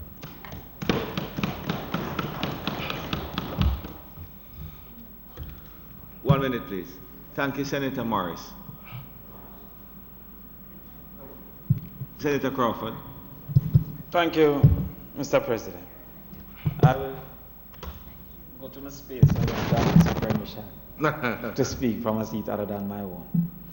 Well, Mr. President, as we have this conversation and many speak to what needs to be done, I would like to just take an opportunity to say congratulations to some entities that are doing some excellent things as it relates to small businesses in this country. I must say, Mr. President, a great congratulation is indeed necessary for the SRC. My personal experience has proven that the SRC is playing a great role in forming understanding and knowledge within the small business sector, and is very available for doing things such as layout plans for factories, such as testing for food, shelf life studies, and the entity is very, very helpful to small and micro entities. The DBJ, Development Bank of Jamaica, also must be congratulated, Mr. President. And I'd like to inform those here and many Jamaicans that you can actually get a free business plan once registered from one of the ticketing systems that the DBJ has to offer. And also marketing study. Also, you can get an electricity audit, which I have benefited from. And many small businesses, the hairdressers, etc., are unaware that you can receive an audit which indicate to you if you qualify, for example, for a lower rate of energy, a rate 20 versus a rate 40, which is dramatic savings. I must speak to them. Well, having known about them, and I'm seeking to use this also as an opportunity to inform some other persons. You had said something about electricity audit. Yes, the DBJ offers a ticketing system up to $300,000 and an expert, a list of experts that will do an audit for your company and give you a full report of that audit and recommendations free to you. The DBJ pays for it once you are registered. So that is also helping many companies, but many are not aware. Many of our hairdressers who are great energy consumers are still paying the higher rate, even though their consumption will qualify them for a lower rate. But as Senator Floyd said, the DBJ could also consider ticketing system for training to educate small companies of how to incorporate the disabled, how to incorporate those with deficient blindness or mute or other special needs. Because one of the negatives for a small business is Senator Morris, don't say anything. To access the necessary training. For example, would I have to change my computers? Would I have to change my keyboard? Would I have to change my telephone systems? I am not totally aware of what is necessary, but a ticketing system could also be used to assist in getting us up to that standard. There's also another entity called JAMPRO, Mr. President. And JAMPRO has been very active in trying to get small businesses to export. And yes, I have had wonderful experience in Trinidad. JAMPRO invited us. They have invited us to go to Cayman. But I asked a while ago, is there any entity that does the same for local promotion? You see, JAMPRO tried to ensure that Jamaican goods are sold overseas. But there's not equal effort to ensure that businesses locally can find business locally. So, for example, JAMPRO took me over to Trinidad and many others to find business in Trinidad. But who takes me to the hotel and render the same services so that I can get business in the hotel, or to the linkages? But would I want a JAMPRO type entity, or would JAMPRO have an arm to promote business? Not necessarily only to promote exportation, but even the swapping. Okay. So we'd like to have more knowledge of that, and I'll take advantage of that. How to better get access, how to better fit. But I know, for example, just getting the ministry. Well, I tell you that the knowledge is one of the biggest problems facing the small business sector. Knowledge. A lot of time the information is not readily available, and a lot of time the network isn't automatic, and so you don't get that knowledge of the things available to assist until you have died. And so, yes. So another area of knowledge that I've asked for here before, and I'll repeat, is that we would like a central repository of what government is procuring, so that businesses can go to that and say, I'm interested next year in getting some of this or some of that. Because when I look at this list, for example, I was surprised I didn't see like the school feeding program. I see uniform, I see furniture for office, but you'd be surprised how much people, recently this lady invented a porridge, a yam powder porridge. Yes, great innovation. But is this available to her for school feeding program? Because the nutrients, whatever, I don't know the test, but the SRC was instrumental in that as well. But persons out there who are making particular types of carrot cake, muffins, is this available to them? I didn't see this here, but if we as business people could go to a central repository of things the government procure, locally and otherwise, then our entrepreneurship will kick in and say, I will do that. I will coordinate some small people who make furniture for schools, and then now centralize, sell it to them. So are you suggesting that there is no central agency that deal with procurement, or it's done individually? Well, I've not seen a central space for the information. So basically, maybe when they're advertising in the newspaper, you will see from education. That's from one ministry. Right. What you are suggesting is an overall bank that would indicate. A bank. And not only a current need, but a historical need, so that as a business person, I can say I am projecting this demand and I will seek to be a participant. It should also be done for employment persons who are seeking employment, because there is no central agent. Yes, sir. That will help as well. So, a marketing database. So a man who's seeking to be an entrepreneur, is taking a risk, will then now be able to say this information exists. This amount of tables are being each year, and so we will deal with that. Thank you. Thank you. Yes, ma'am. Thank you very much. But you know, Senator Knight, he will never be a future minister while he is on that side. He would have to move over there. But not individually, but as a group. I've been recruited. by my good friend Matthew, and my own is facilitated the recruitment. But Mr. President, can I also say, though, Mr. President, that I think that there needs to be a training system in place for small business management. You see, the problem that a small business faces is seeking to have one person be an expert in many things. A larger company will have a marketing manager, a HR manager, an accounting person with ACCA. You with one person, trying to have this person be all things. And there's nowhere to train him in a kind of a all things system. Him go to you, him do marketing or him do accounts, but there's not an all things necessary for a small business manager to know course that I could pay for. And by extension, you find you have somebody strong in accounts, but not so strong in HR, in the simple parts of HR that they need to understand. Or strong in marketing, but very weak in accounts. But you can't pay for everybody. The capacity building. So I've heard, for example, that we have a supervisory training for hotels, which is necessary.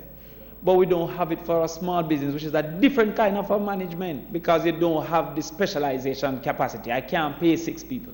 So you pay one. Correct.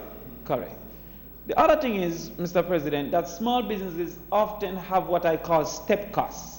That you are here at contract 1. When you go to contract 2, it's a jump in cost. It's not a continuous line, not a small increase. It's an immediate jump. But there is no response mechanism for this immediate jump.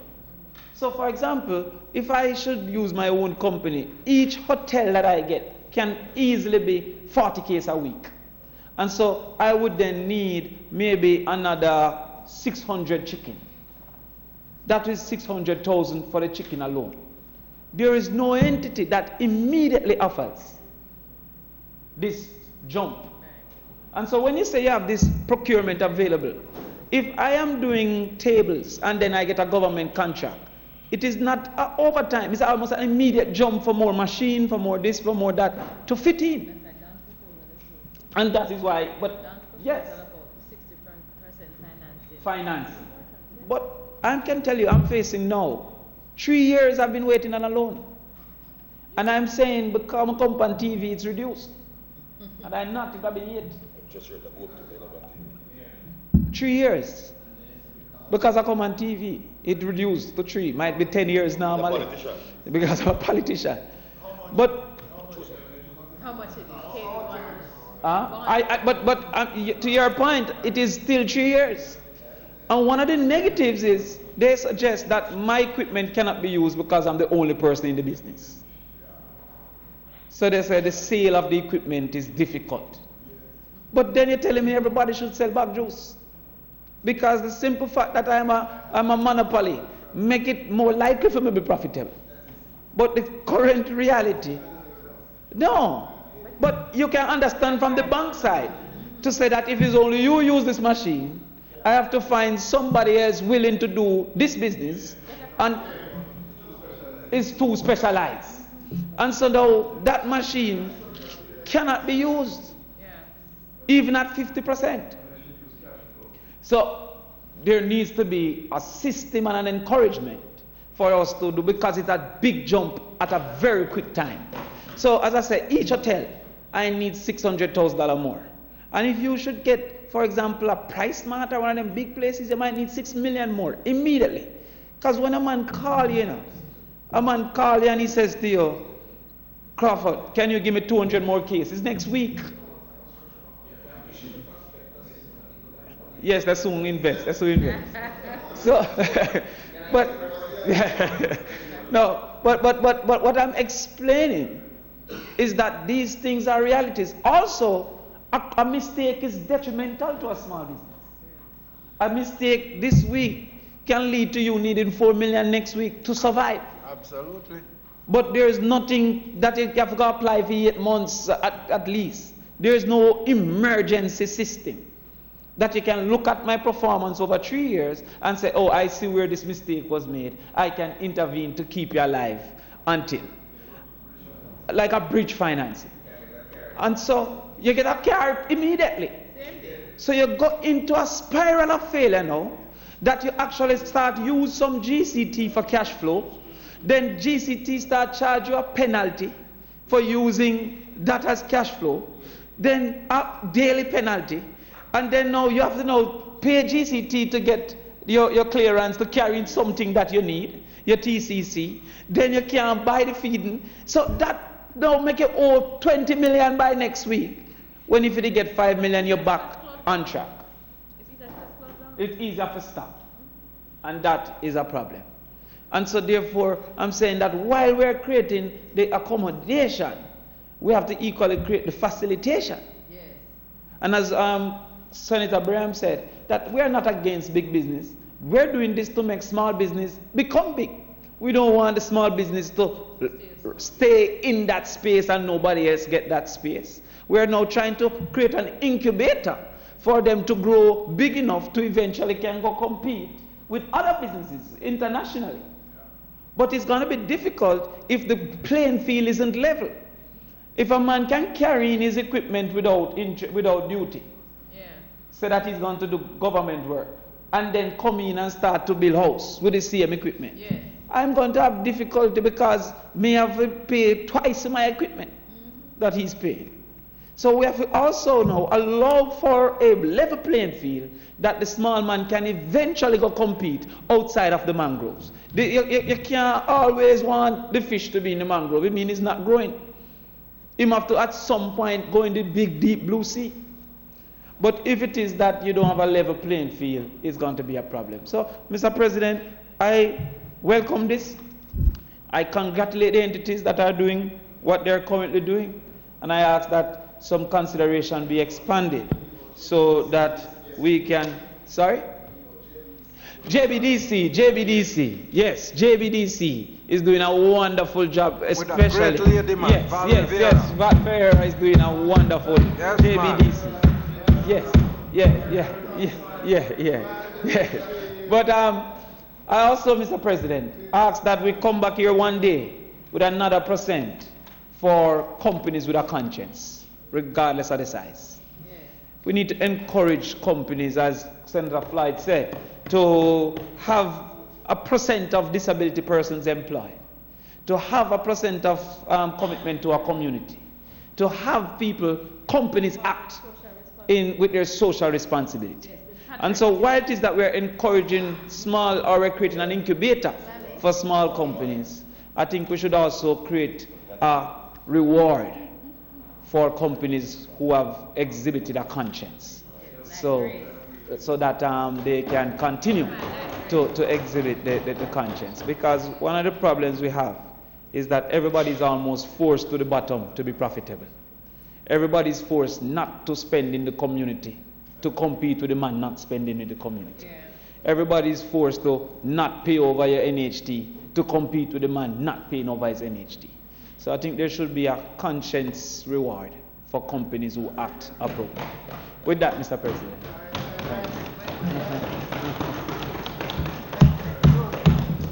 I just asked the members to take note that when...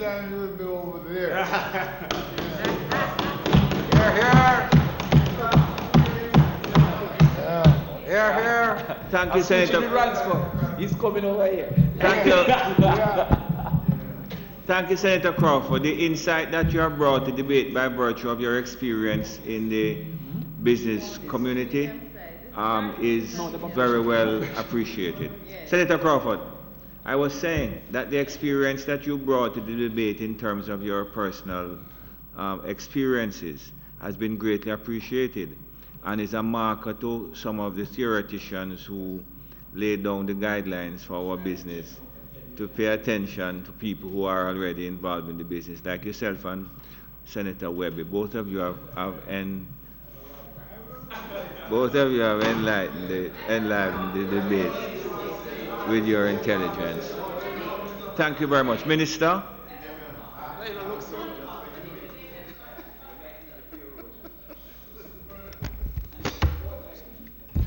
You know, Mr. President, I must tell you. It's 1:20, just about. So can I have a motion for the Senate to sit beyond 1:20? Mr. President. Mr. President,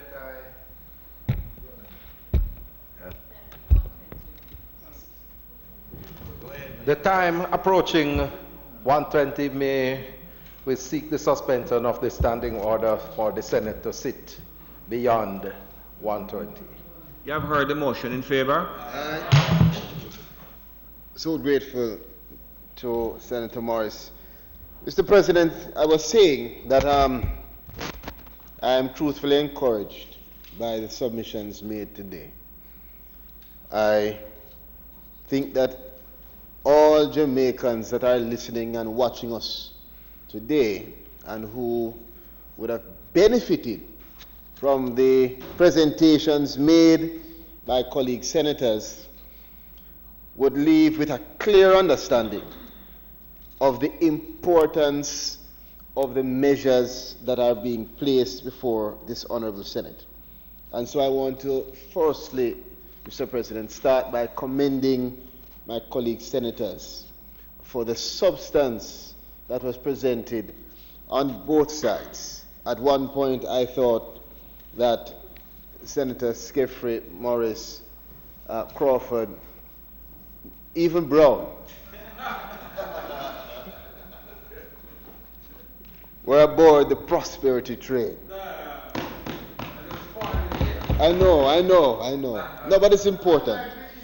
And I think what we're seeing here today, Mr. President, is exactly the Jamaica that our people deserve, where clearly successive governments have been participants and contributors to where we are here. There is, however, a theme which I have to acknowledge, and I'm certain my colleagues will support. Since I've been here, Mr. President, I've heard so many times about things that were announced before we were part of the Senate, things that were to be done. Senator Brown, you speak so much about the history of what happened, was to happen, but was never finished. But we have to acknowledge, if we are truthful, that this Senate and the government have been successful in getting things done. Wherever they have started, and from wherever they have come, we are getting them done. And that's not just a commendation to the government. I think it is also a commendation to an opposition that, even as you challenge, has been able to understand the critical nature of the partnership required to achieve our goals. So I thank you both. Mr. President, today we take steps forward in the creation of the environment that is necessary for our MSMEs to flourish. And so we do so understanding that the Minister of Finance and Public Service must be commended, that the ministry officials at the Ministry of Finance and Public Service and all stakeholders that contributed in this government and previous must be commended, and also appreciating that as we promulgate and submit for consideration these set aside and other measures, we also acknowledge the need for the training that we speak about, the public education that is going to be critical, all of the variables and elements in all the other agencies that will support and extend the effectiveness of these orders. They will not be able to be effective in isolation. And so we must note that the orders form a part of a greater ecosystem of development, of a greater goal for this government as it relates to our national development and our growth. But it is notable, Senator Longmore, that the MSME sector is now being brought into the mainstream of economy through financial inclusion. This is important. I want to just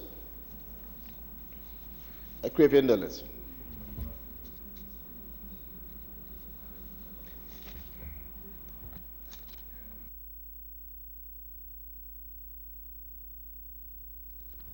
Mr. President, some good comments were made as it relates to construction industry, school feeding program, and other industries. And I want to make something clear.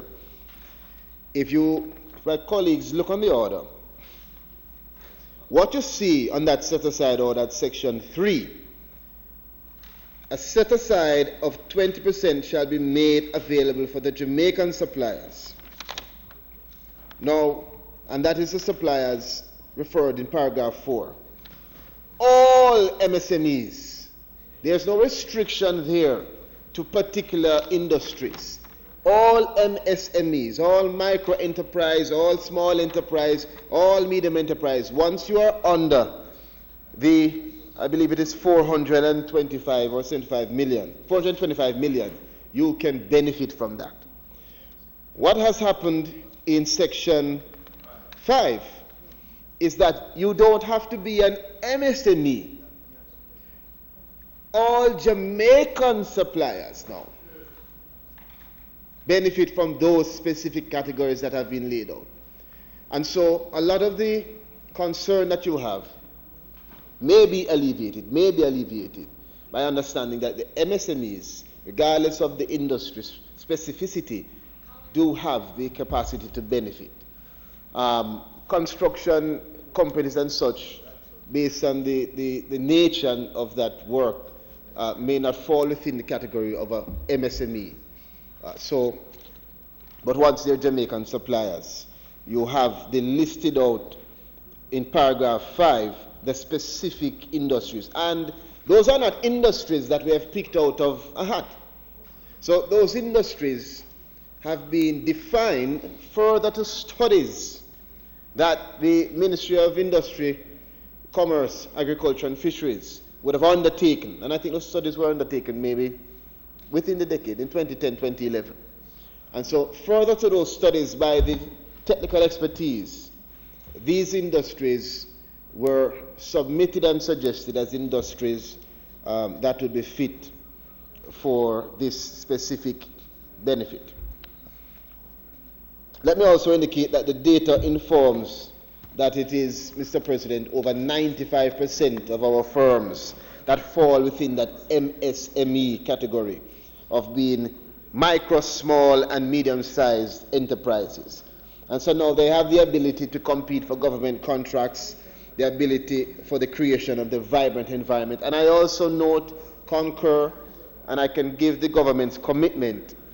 Senator Webby, you mentioned the need for us to have, as we move towards greater ease of doing business for these enterprises, a mechanism for accountability.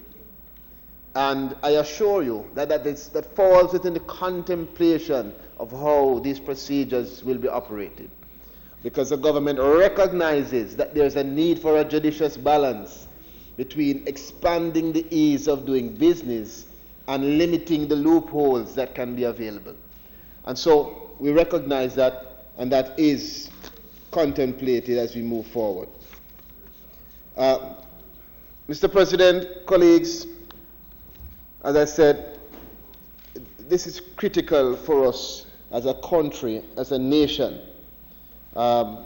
We mentioned in the introduction that the government is one of the largest purchasers of goods and services, and made reference to how public procurement can impact our capacity to reduce cost for the government. But critical, and it was mentioned by Senator Brown, also by Senator Braham, is ensuring that as we take these steps forward, we bring the stakeholders into the discussion. We educate, we continue to create facilities to stimulate industries, and we continue to allow ourselves to re-examine the process of development. We should never be afraid, Senator Knight, to consistently consider amendments if necessary, once relevant and once they can move us forward. And so today we know we are taking steps in the right direction, but we can contemplate that there's going to be a consistent re-examination of the process as a creature of development continues to grow. I am closing my opening. I am reopening the closing. So, again, I want to thank colleagues. I really think that we have done justice today in terms of how, as a Senate, we have been able to put forward what I believe anybody watching must say are some really important and cogent points, which the government now will be challenged in the execution of this movement towards this greater ecosystem to ensure that we don't drop the ball. We now have to make sure that we do what is necessary to stimulate these industries and make sure that we never ever leave the small man behind. This is for all Jamaicans today.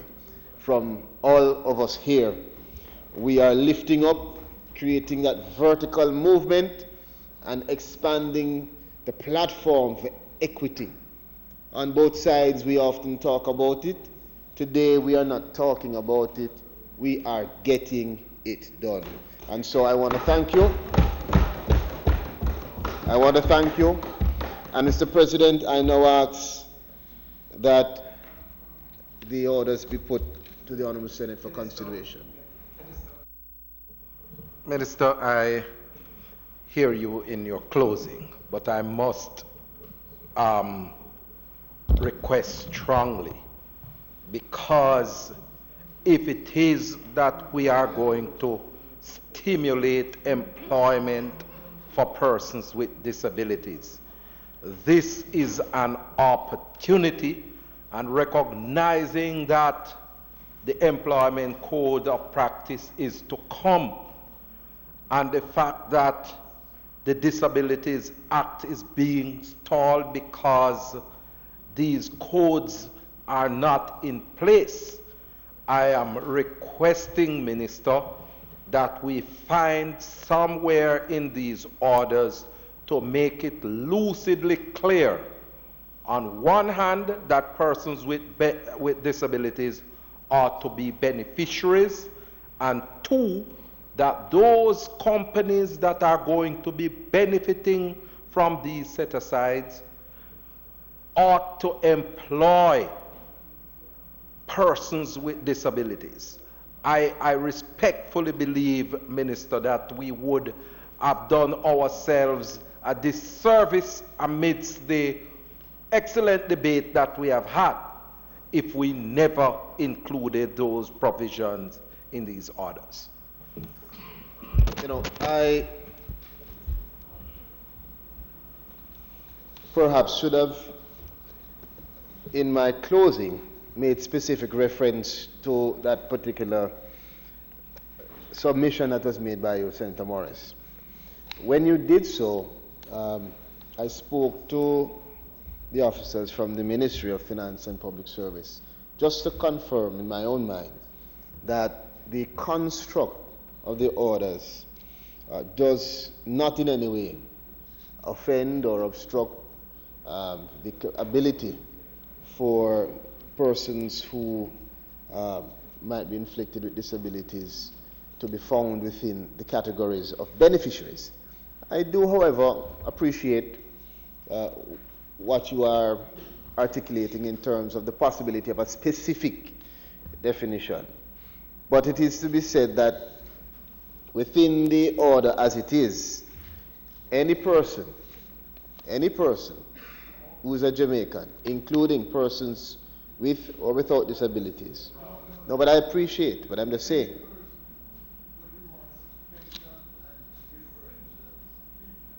Yes, I appreciate that. But yes, but you would receive. I appreciate. Guided. Let me be guided.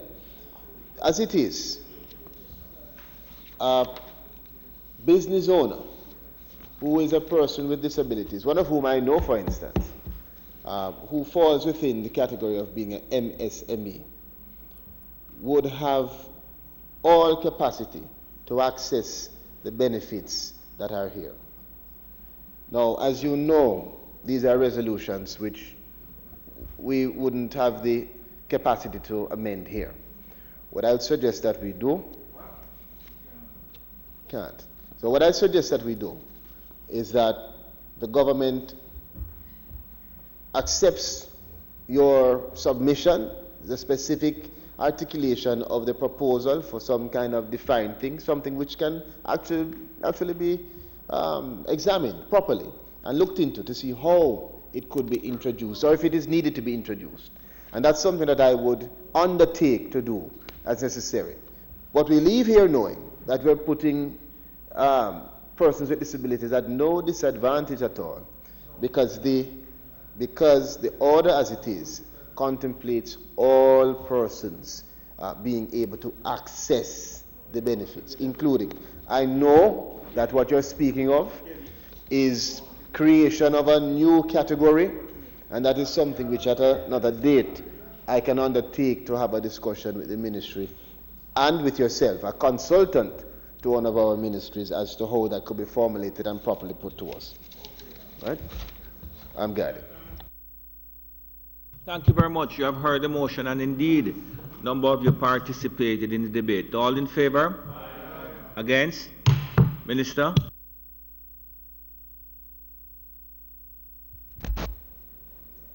The time being 1:33, Mr. President, it's quite odd for me to even contemplate suspending the debate, but it is at this time not intended to do any further business unless Senator Crawford has a submission to make.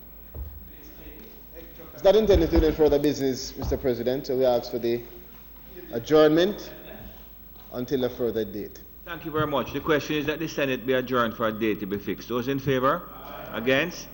The Honourable Senate now stands adjourned. Thank you very much.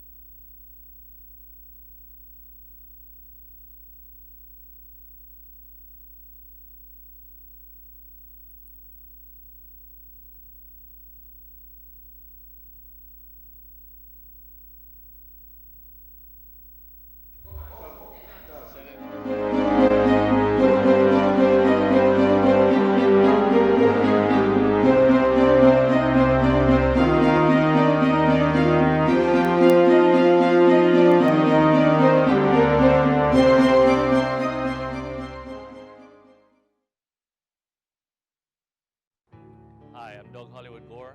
I'm a professional race car driver here in Jamaica, and I'm here to talk to you about road safety today. Hi, so we're off on the way to Iron Shore to go and look at one of the reasons why this is one of the major crash hotspots here in Montego.